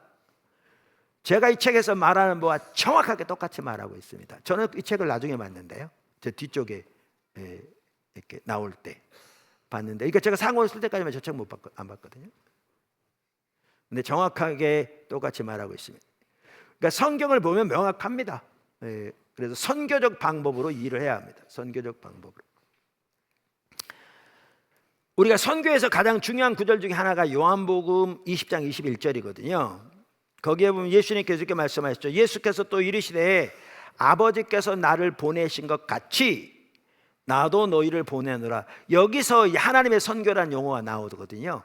그러니까 하나님이 예수님을 보내신 게 하나님의 선교를 위해 보내신 거잖아요. 그리고 그것을 무엇보다 십자가와 부활을 통해서 성취하시잖아요. 그리고 십자가 방법으로 그 일을 하시잖아요. 그러면서 부활하신 후에 이제 제자들을 보내시되 아버지가 나를 보내신 것과 똑같이 내가 너희를 보낸다, 이렇게 말함으로써 이제 교회를 하나님의 선교로 초청하고 계신 걸 볼 수 있죠. 그리고 하나님이 예수님을 하나님의 선교, 여기서 미시오 데이란 말이 나오고, 이게 이제 6장의 이제 서문에 서론에 기록하고 있는데요. 그 하나님의 선교라는 말이 여기서 나오거든요. 그러니까 우리도 하나님의 선교에 동참하는 거예요. 선교는 근본적으로 우리가 하는 게 아니고요, 하나님이 하나님의 목적을 이 땅에서 이루어 가시는 거거든요. 거기서 우리 동역자로 부르시는 거죠. 근데 이렇게 그 일을 감당하되 아버지께서 나를 보내신 것과 똑같이 나도 너희를 보내노라. 그러니까 동일한 하나님의 선교를 감당할 뿐만 아니라 예수님이 하나님의 선교를 감당하신 똑같은 방법으로 우리가 하나님의 선교를 감당해야 되는 거죠. 그래서 여러 가지 면에서 이 구절이 매우 중요하거든요. 이걸 보더라도 우리가 문화를 구속하는 것만 하더라도 결국 예수님을 통해서 보여진 선교적 방법으로 이 일을 감당해야 합니다. 할렐루야. 특별히 십자가의 방식으로 그렇게 해야 합니다. 작은 첫 번째, 선교적 방법은 사랑의 섬김의 방법입니다. 사랑의 섬김의 방법입니다. 그러니까 사실 이게 정확하게 초대교회가 살았던 방법이에요. 정확하게, 명확하게 초대교회가 살았던 방법이에요. 우리는 예수님의 방법대로 하나님의 선교에 동참해야 합니다. 예수께서 또 이르시되 아버지께서 나를 보내신 것과 같이, 그러니까 just as, 똑같이 나도 너희를 보내노라, 그 말씀하셨습니다. 하나님은 하나님의 선교를 위해 예수님이 이 땅에 보내셨습니다. 근데 예수님은 하나님의 절대적인 능력과 권세를 이용해서 강압적으로 그 일을 감당하지 않으셨습니다. 우리는 그 대표적인 예를 예수님이 잡히시던 밤에 베드로에게 하신 말씀에서도 볼 수 있습니다. 베드로는 예수님이 잡히시는 것을 막기 위해 칼을 빼서 대제사장의 종을 쳐 그 귀를 떨어뜨렸습니다. 베드로가 그 귀를 친 게 아니죠. 사람을 쳤는데 귀가 맞은 거죠. 그래서 예수님이 베드로를 꾸짖으면서 이렇게 말씀하셨습니다. 너는 내가 내 아버지께 구하여 지금 12군단 더 되는 천사를 보내시게 할 수 없는 줄 아느냐. 그 당시 로마 군단 한 군단에 6천 명이었대요. 통계마다 좀 다르긴 합니다만 6천 명. 구약 성경에 보면 천사 한 명이 하룻밤 동안에 아수르 군대 18만 5천 명을 쳐 죽이잖아요. 그러면 한 군단이 6천 명이면 12군단, 사실 이거는 이제 상징적인 표현이죠. 12군단. 12군단이면 7만 2천 명인데 한 명이 아수르 군대를 하룻밤에 18만 5천 명을 쳐 죽이는 천사인데, 그러한 천사들, 이거는 이제 그냥 수치적으로 말하면 7만 8천 명을 하나님이 보내면 그 당시 로마 군대 싹 쓸어버릴 수 있죠. 예수님이 뭐라고 하냐면 내가 이렇게 못할 것 같아서 이렇게 하는 줄 아느냐 그러죠. 칼 집어넣으라고. 그래서 예수님은 하나님의 선교를 감당하시되 이와 같이 하나님의 절대적인 능력과 권세를 이용해서 강압적으로 그 일을 하지 않으셨어요. 십자가의 방식으로 하셨어요. 그리고 그 방식은 사랑의 섬김의 방식이었어요. 이게 복음서에 명확하게 나타나요. 그러면서 아버지께서 나를 보내신 것과 똑같이 내가 너희를 보낸다. 방법적인 면에서 우리는 예수님의 방법을 따라야 하는 거죠. 자주 말해서 너무 식상할 수 있는데 초대교회가 정확하게 예수님 방법을 따랐거든요. 그리고 그들이 세계를 변화시켰거든요. 세계를 변화시켰거든요. 예수님은 십자가로 대변되어지는 사랑의 섬김을 통해 하나님의 선교를 감당하셨습니다. 우리가 마태복음 20장 18절, 19절, 28절에도 볼 수 있는데 이렇게 말합니다. 보라, 우리가 예루살렘으로 올라가노니 인자가 대제사장들과 서기관들에게 넘겨짐에 그들이 죽이기로 결의하고 이방인들에게 넘겨주어 그를 조롱하며 채찍질하며 십자가에 못 박게 할 것이나 제3일에 살아나리라. 인자가 온 것은 섬김을 받으려 함이 아니라 도리어 섬기려 하고 자기 목숨을 많은 사람의 대속물로 주려 함이니라. 예수님의 십자가와 부활은 문화에서의 신실한 증언을 위한 출발점이자 선교적 교회의 삶을 위한 패턴을 형성하는 준거 기준입니다. 즉 우리의 행동의 옳고 그름, 규범이나 가치를 판단하는 내 표준으로 삼는 기준입니다. 그 기준으로 우리는 우리의 선교의 방식, 우리의 행동의 옳고 그름, 우리의 행동의 규범이나 우리가 하는 가치를 판단해 보아야 되는데 결국 십자가 방식이고, 그리고 그것이 사랑의 섬김의 방식입니다. 이제 6권의 이 부분이 좀 더 나옵니다. 6권에 좀 더 나옵니다. 제가 그 얘기를 했잖아요. 제가 이미 여기 1권에서부터 하나님 우리 인도에 가신 걸 요약했잖아요. 그러면서 이제 그때부터 전반적인 그림이 어느 정도 보여서 제가 6권에서는 우리가 그럼 이 선교적 삶을 사는 방식, 어떤 방식으로 해야 될 건가, 이 부분을 이제 다루려고 했어요. 그러니까 여기서부터 이미 그게 나오죠. 1권부터 6권이 아직 시작하기도 전에 전체적인 그림이 보여서. 근데 6권을 막 보려고 하는데 사실 다루려고 하는 내용이 한 권 전체를 쓸만한, 그 당시의 관점에서 볼 때에 많지 않은 것 같더라고요. 그래서 내가 그냥 6권을 넘어가, 그냥 스킵해. 그런데 하나님은 꼭 그걸 또 쓰기를 원하시는 것 같더라고요.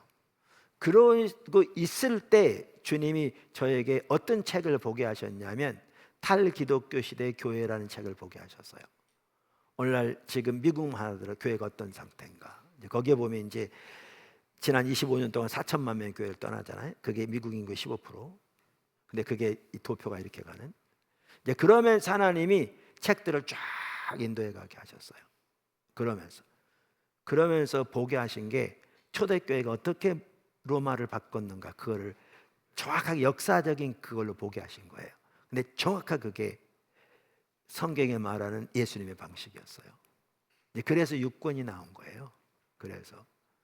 그러니까 그 책 쓰는 것도 사실은 주님이 인도하셨거든요. 제가 저번에 말한 대로 이제 그 4권만 하더라도 처음에 4A라고 그랬어요. 근데 제가 A란 말을 나중에 뺐죠. 왜냐하면 제가 세계관도 다뤄야 돼서. 그래서 여기 머릿말은 세계관에 일부 있잖아요. 여기 이제 그 서론에는 4권에. 근데 이제 그걸 쓰려고 보니까 그렇지 않아도 4권이 두꺼운데 너무 두꺼워질 것 같고, 그래서 이거 나눠서 4B로 하려다가 제가 이렇게 하다 보니까 좀 더 많아져서, 그래서 그건 나중에 추가로 따로 써야겠다. 그래가지고 이제 4로 이것만 해도 성교교회가 전체가 보이니까 그렇게 했는데, 제가 그렇게 고민하고 있을 때 이제 좀 쉬어가는 게 필요하지 않을까? 여기까지 정말 주님이 귀하게 인도하셨거든요. 제가 지금 돌이켜봐도 어떻게 하나님이 이 책을 쓰게 하셨는지 제가 의문이 들 만큼 정확하게 보게 하셨거든요. 그 앞이 안 보이고 깜깜할 때 다양한 책들을 통해서 그 책들 보는 것까지 인도하시고.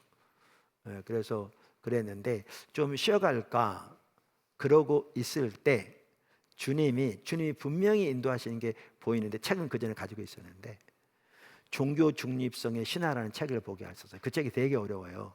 철학책이라. 제가 2번 읽었는데도 어렵더라고요. 그분을 그때 그 총신 신대원에서 세계관 교수로 마이클 고인 박사하고도 친구인, 같은 시대 밴쿠버에서 공부도 한 그 신구원 교수님이 우리 특강도 하셨잖아요. 그러면서 그들이 이제 가끔 이제 카톡으로 교제하면서 내가 이 방면에 좀 좋은 책 있으면 나한테 소개해달라고 일부 어떤 뭘 했더니, 그분이 몇 권의 책을 소개해 주는 그 중에 하나가 소개해 준 게 종교 중립성의 신화라는 책이었거든요. 저 책. 그러면서 그분이 나한테 뭐라고 그러냐면 이 책이 좀 어렵다고 그랬거든요. 근데 그래서 그 전에 좀 보다가 끝까지는 안 봤는데 넘어갔는데, 내가 그러고 있을 때 주님이 저 책을 보기 원하시더라고요. 그건 분명히 알겠더라고요. 봐라 뭐 이런 건 아닌데 주님이 보기 원하는 걸 분명히 알겠더라고요. 그러면서 그때부터 쉽게 말하면 세계관에 대한 책들에 대한 쫙 연결해 가기 시작하신 거예요. 그래도 막 앞이 안 보여서 막 기도해 달라고 그랬는데, 이제 지금은 좀 가닥이 잡혀요. 가닥이 잡히고, 물론 이제 좀 더 계속 좀 더 봐야 되고 더 정리해야 될 건 있는데 빠른 시간에 나올 것 같지는 않지만, 그래서 제가 뭘 말하려고 그러냐면, 이렇게 하나님이 연구하는 것도 인도해 가서요. 그러면서 정확하게 하나님의 길로 이끌어 가신 걸 느껴요. 그래서 선교 문화를 구속하는 데 있어서도 선교적 방법을 통해서 해야 되는데, 그 선교적 방법은 사랑의 섬김의 방식이다, 그 말입니다. 그래서 그걸 마이클 곤이 이렇게 말합니다. 아마도 가장 중요한 것으로 교회가 공적 영역에서 구현하도록 부르심을 받은 성경 이야기는 그 중심에 예수 그리스도의 십자가가 있다. 십자가는 우리에게 하나님이 강압하거나 강제하지 않으시고 거부할 자유를 주신다는 점을 보여준다. 성경의 메타 내러티브는, 큰 이야기는 그 말이죠. 역사 내적인 승리를 기대하지 않는다. 이 말은 뭐냐 하면, 이 역사 내에서 최종적인 승리를 기대하지 않는다. 성경은 최종적인 승리는 주님이 다시 오신 날, 그날 있을 거라고 하나님의 능력으로 분명히 말하고 있거든요. 하나님의 승리는 역사 너머에 있으며, 또한 그때까지는 고난당하는 사랑이야말로 능력이 행사되는 방식이다. 뉴비긴이 쓰는 바에 따르면 십자가가 중심이 되는 기독교적 상징으로서 있다는 사실은 복음과 정치적 권력의 동일시를 영원히 금지한다. 그러니까 이분은 오늘날의 정치적인 상황을 두고 한 것 같지는 않아요. 왜냐하면 레슬리 뉴비긴이 이 말할 때는 미국이 지금처럼 정치를 저렇게 하진 않았거든요. 뉴비긴 이렇게 말했죠. 십자가가 중심이 되는 기독교적 상징으로 있다는 말은 복음과 정치적 권력의 동일시를 영원히 금지한다. 간단한 얘기였죠. 핵심적인 얘기거든요. 복음의 승리는 그리스도의 재림 때에 온다. 따라서 그날이 이르기까지 다양한 직책에 있는 그리스도인들은 자유롭게 복음에 비추어 하나님이 뜻하시는 정의와 자유를 증언하고 일하면서 하나님이 자신의 목적들을 이루시도록 해야 한다. 아마도 고난과 거부가 그에 대한 반응일 것이다. 그러나 강압하거나 강제하려는 어떤 시도도 있어서는 안 될 것이다. 오히려 진리에 대한 신뢰와 기쁨의 증언이 있어서 하나님이 일하시고 다른 이들이 자유 안에서 반응할 수 있는 여지를 남겨야 할 것이다. 자, 선교적 방법으로 해야 되는데요. 이제 같은 걸 누가복음 9장에도 말하는데, 여기 중요한 게 뭐냐면, 선교적 방법으로 하되 하나는 공동체가 핵심이고요. 다른 하나는 각 성도의 선교적 삶이 핵심입니다. 그게 여기에 제가 세 번째, 네 번째로 넣어놓은 겁니다. 이 선교적 방법으로 하되 여기에 키가 뭐냐? 공동체가 핵심이고요. 그 다음에 그러니까 교회를 말하는 거죠. 그 다음에 각 성도의 삶의 현장의 선교적 삶이 핵심입니다. 그래서 그게 이제 세 번째, 네 번째 나옵니다. 이 부분이 너무 중요한 부분이라서 좀 살펴보겠습니다. 끝까지 살펴볼 수 있을 것 같습니다. 세 번째, 공동체를 통한 역사. 문화를 구속하는 일은 기독교 국가도 사유화도 아닌 선교적 방법이 그 해결책입니다. 그러므로 여기에서 가장 중요한 핵심은 결국 공동체의 선교적 삶입니다. 그것은 두 가지로 요약할 수 있습니다. 하나는 교회가 공적인 진리인 복음과 성경 이야기를 따라 사는 반문화 대한 공동체가 되는 것이고, 다른 하나는 각 성도가 공적 삶에서 각자의 부르심을 따라 선교적 삶을 사는 것입니다. 다시 말하겠습니다. 이게 너무너무 중요한 말입니다. 핵심이 뭐냐? 교회가, 제가 뭐 이제 포도나무 격에다 넣으시면 됩니다. 교회가 공적 진리인 복음과 성경 이야기를 따라 사는 반문화 대한 공동체가 되는 것이고, 이게 2권에 살펴본 겁니다. 교회 선교적 정책서의 역할 한 주 동안 되는 것이고, 또 다른 하나는 각 성도가 공적 삶에서 각자의 부르심을 따라 선교적 삶을 사는 것입니다.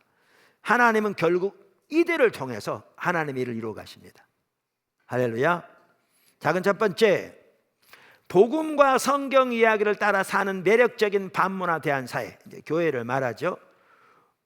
복음과 성경 이야기를 따라 사는 매력적인 반문화 대한 사회. 사실 이게 성경의 삶인데, 그래서 제가 하는 말이 그 말입니다. 이제 포도나무교회 하나님 참으로 놀랍게 인도해 가시고, 우리의 부족한 부분 너무너무 많지만 참 귀하게 인도하고 계시고, 우리 아동부부터 시작해서 선교원부터 시작해서 중고등부, 대학 청년부 이렇게까지 하나님께 참으로 다음 세대 가운데 놀랍게 인도하시고, 그래서 오늘날의 교회 상태에 비하면 주변 사람들이 다 보면 놀랄 만큼 그러신데, 제가 늘 말한 대로 갭이 너무 커져 간다고 또 말씀드렸는데, 이게 교회가 이렇게 돼야 되는데, 오늘날 지금 한국에 있는 우리 교회만 하더라도 복음과 성경 이야기를 따라 사는 매력적인 반문화 대한 사회가 교회가 돼야 되는데, 그런 관점에서 오늘날 교회를 보시면 너무너무 심각합니다.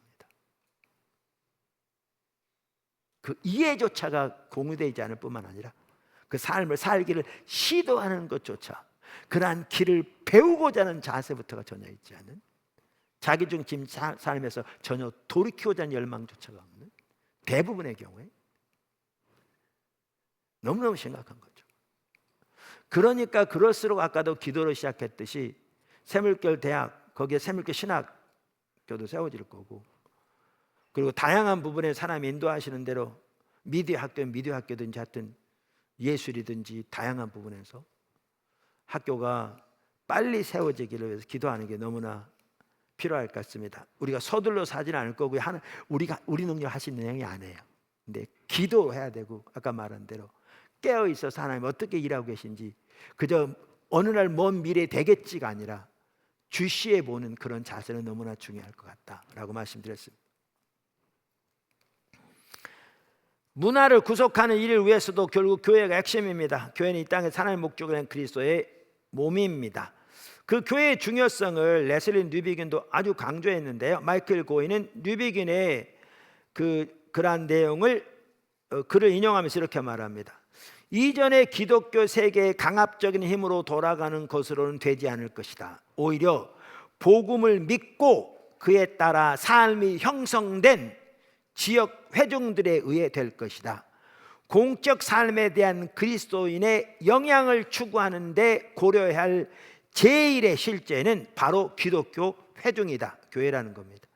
복음이 신뢰할 만하게 인간사에 대한 결정적인 말을 하는 능력이 십자가에 달린 한 사람에 의해서 대표된다는 것을 사람들이 믿을 수밖에 없게 되는 것이 어떻게 가능한가? 유일한 답, 복음의 유일한 해석자는 그것을 믿고 그에 따라 사는 남녀 회중이다.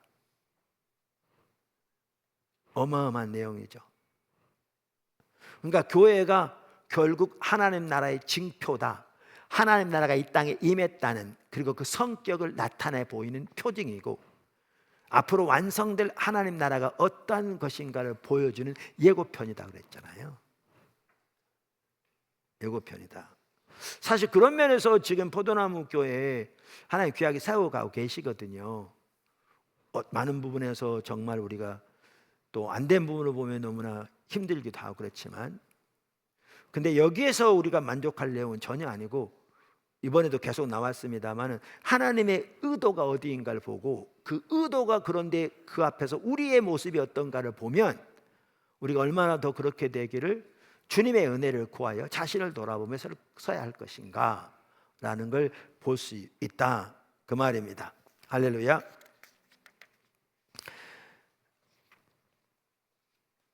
그 다음에 이 공동체는 어떤 공동체가 돼야 되느냐? 공적 진리로서의 복음에 대한 확신과 그 확신을 구현하는 공동체가 되어야 합니다. 그래서 계속 나왔죠. 그러니까 결국 이 일을 위해서도 교회가 핵심인데, 무엇보다 그 교회는 복음이 공적 진리라는 사실과 우리는 세상에 대한 참된 이야기를 따라 사는 백성이라는 사실을 확신하고 그 확신을 구현하는 공동체가 되어야 한다는 것입니다.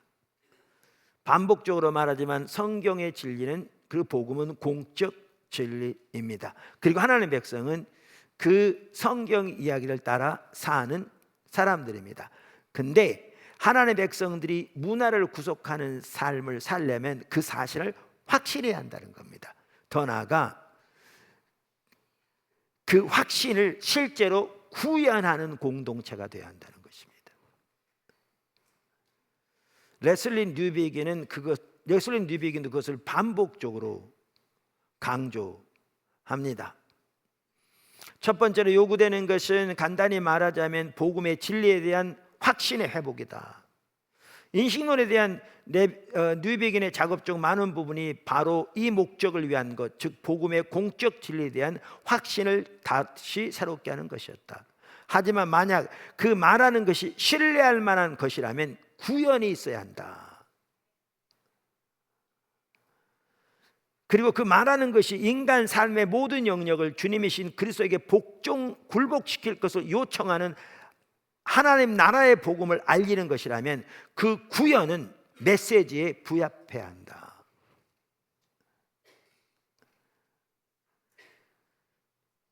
뉴비긴이 이런 구현의 두 영역을 강조한 이유인데, 즉 대안적 사회 체제로서의 교회와 그 교회가 문화의 공적 삶에서 받은 부르심들이다. 둘 다 교회가 서구 교회를 타락시키는 혼합주의와 대조적으로 구별되는 것의 중요성을 강조한다.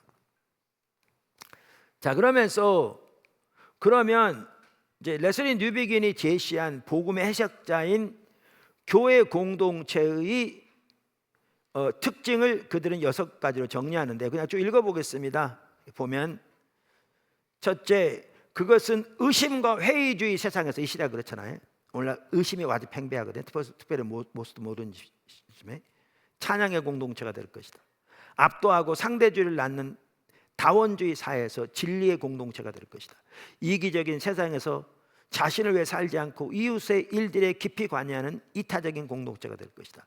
모든 종교적인 주장을 사적인 것으로 만드는 세상에서 공적 삶 가운데 복음을 살아낼 준비를 갖춘 공동체가 될 것이다. 개인주의 세상에서 상호 책임성의 공동체가 될 것이다. 미래에 대한 비관주의와 절망의 세상에서 희망의 공동체가 될 것이다.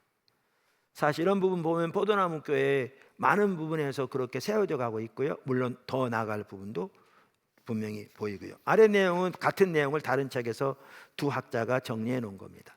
그 다음에 또 하나 요소가 뭐냐, 이제 교회 공동체가 중요하다면 또 하나는 공적 영역에서 각자의 부르심을 따라 사는 선교적 삶을 사는 성도들이 중요합니다.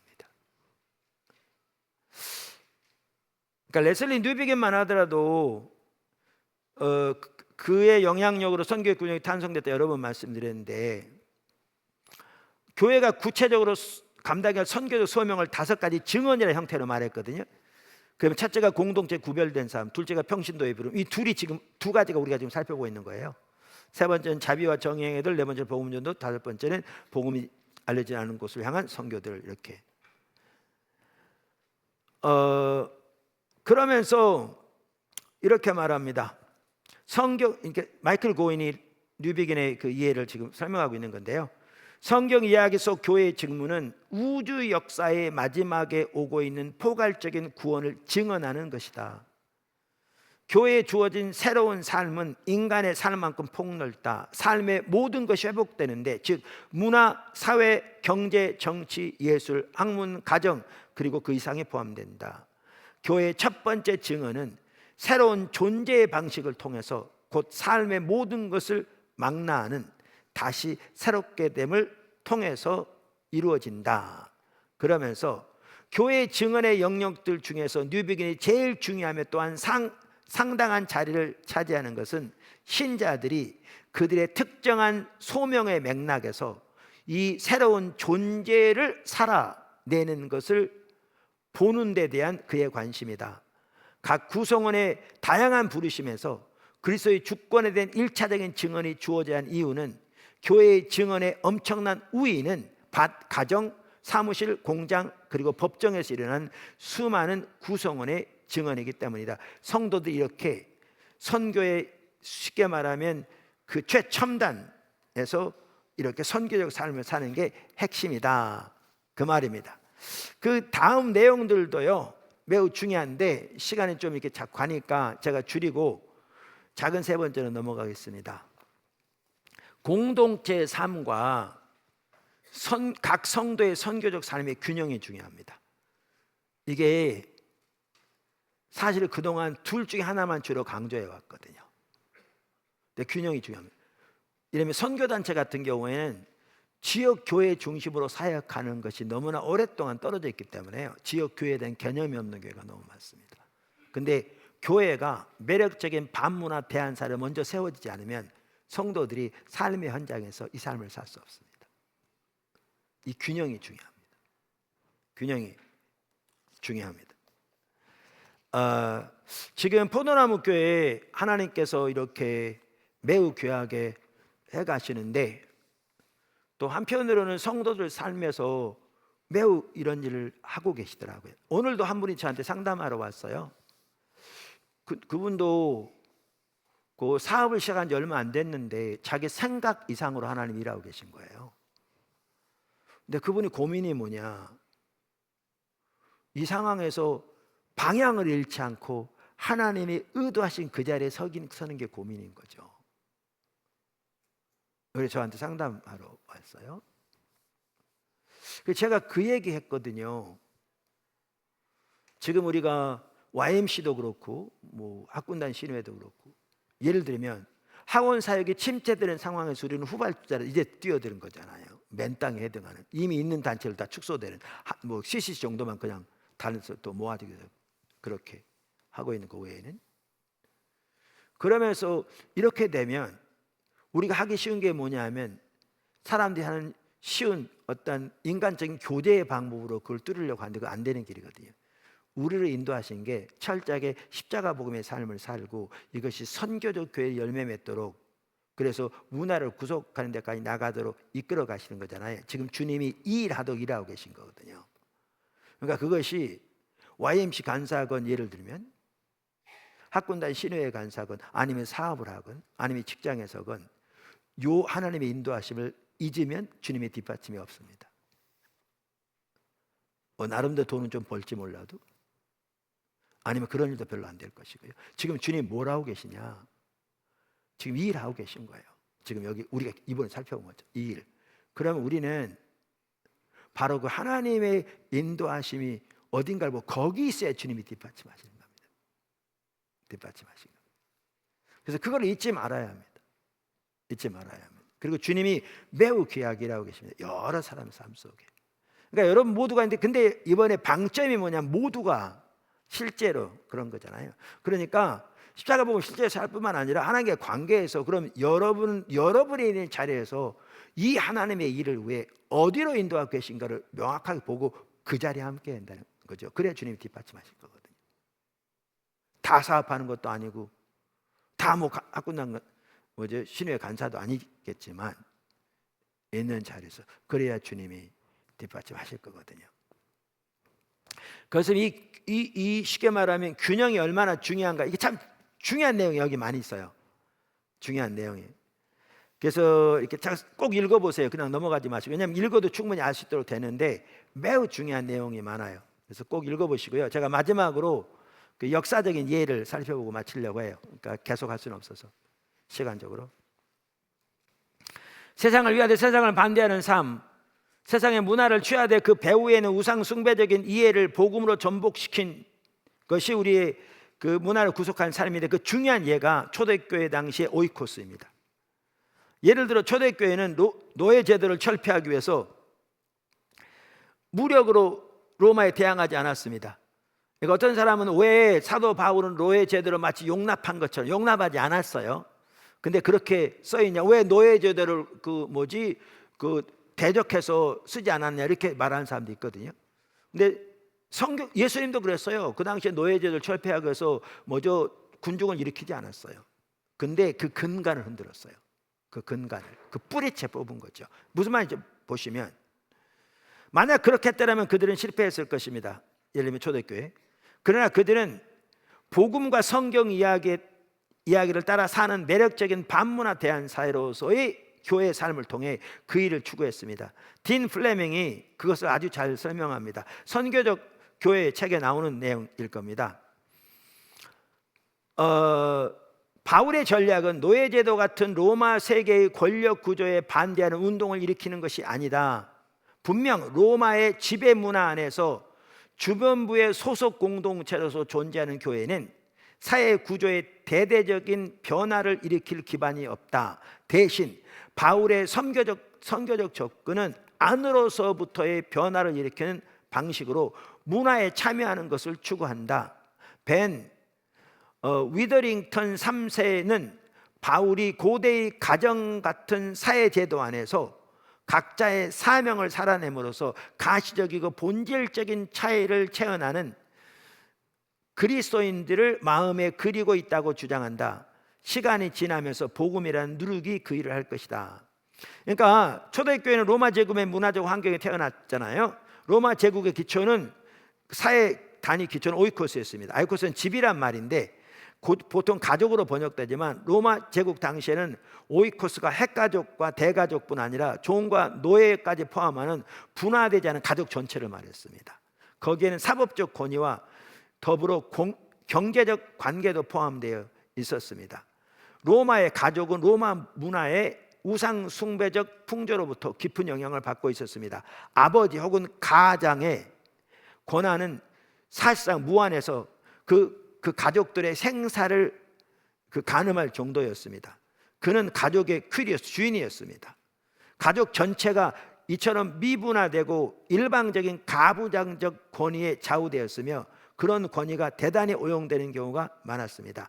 신약 시대만 하더라도 이 사회제도가 여러 면에서 왜곡되고 타락한 상태에 있었습니다. 초대교회는 그러한 왜곡된 제도를 거부하고 새로운 형태의 결혼, 가정, 경제적 관행을 만들지 않았습니다. 그들은 그 문화 속에 편히 몸담으면서 일상적인 관계에서 좋은 소식을 구현하려고 노력했습니다. 당연히 그들은 그것을 그냥 긍정하고 수용하지 않았습니다. 만약 그랬더라면 그것은 복음을 타협하는 행위가 되었을 것입니다. 초대교회는 그 제도의 밑바탕에 깔려있는 핵심적인 신앙적 가정들을 인식했습니다. 초대교회는 로마 제국에 만연한 우상 숭배를 충분히 의식하고 있었습니다. 그들은 복음이 요구하는 삶과 로마 문화의 우상 숭배적 신념 사이의 긴장을 잘 이해하고 있었습니다. 그래서 어떻게 했느냐? 그들은 로마 시대의 가족을 오이코스를 단순히 거부하거나 긍정하지 않고 오히려 전복하거나 개혁했습니다. 그 제도는 그대로 받아들이되 그 말이죠. 가족 안에서 창조 질서에 속한 관계들, 에베소서 골로새에 나오잖아요. 남편과 아내, 부모와 자녀, 심지어 그 당시 노예제도가 있을 때 주인과 노예, 일꾼 등 그 관계를 성경적 가치로 변혁시켰습니다. 이게요, 그 당시 문화에서 볼 때 어마어마한 내용입니다. 남편이 아내를 사랑하되 그리스도가 교회를 위해 자신을 주시게 사랑하라. 그 당시 이건 완전히 충격적인 얘기입니다. 제도는 그대로 놔두되 그 제도 뿌리에 있는 우상숭배적인 그 신념은 다 배제하고 성경적인 관점으로 그걸 바꾼 거죠. 그게 에베소서에 골로새 나온 내용들입니다. 그건 혁명적이었습니다. 그 시대를 바꾼 거죠. 한 예입니다. 그러니까 그들은 그것들을 로마 이교 사상의 풍토에서 뽑아내어 복음의 풍토 속에 이식했습니다. 창조된 구조를 인정하고 그것을 긍정하는 한편, 가족은 하나님이 창조하신 구조잖아요. 관계도 그 왜곡된 방향성은 배격한 것입니다.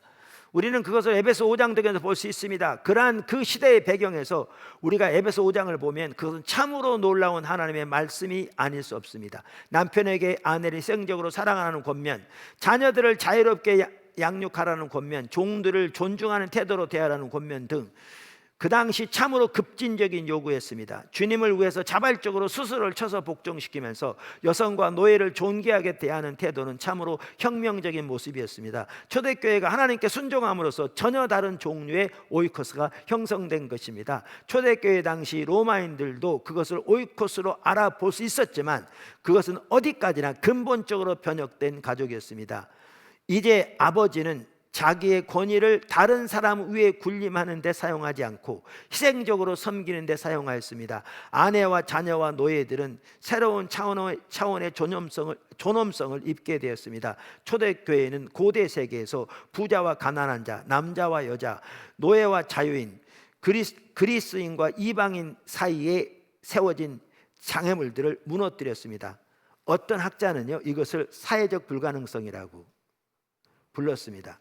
무슨 말이냐면 사회적으로 가능한 일이 아니라는 겁니다. 그런데 그것이 복음의 능력으로 일어났습니다.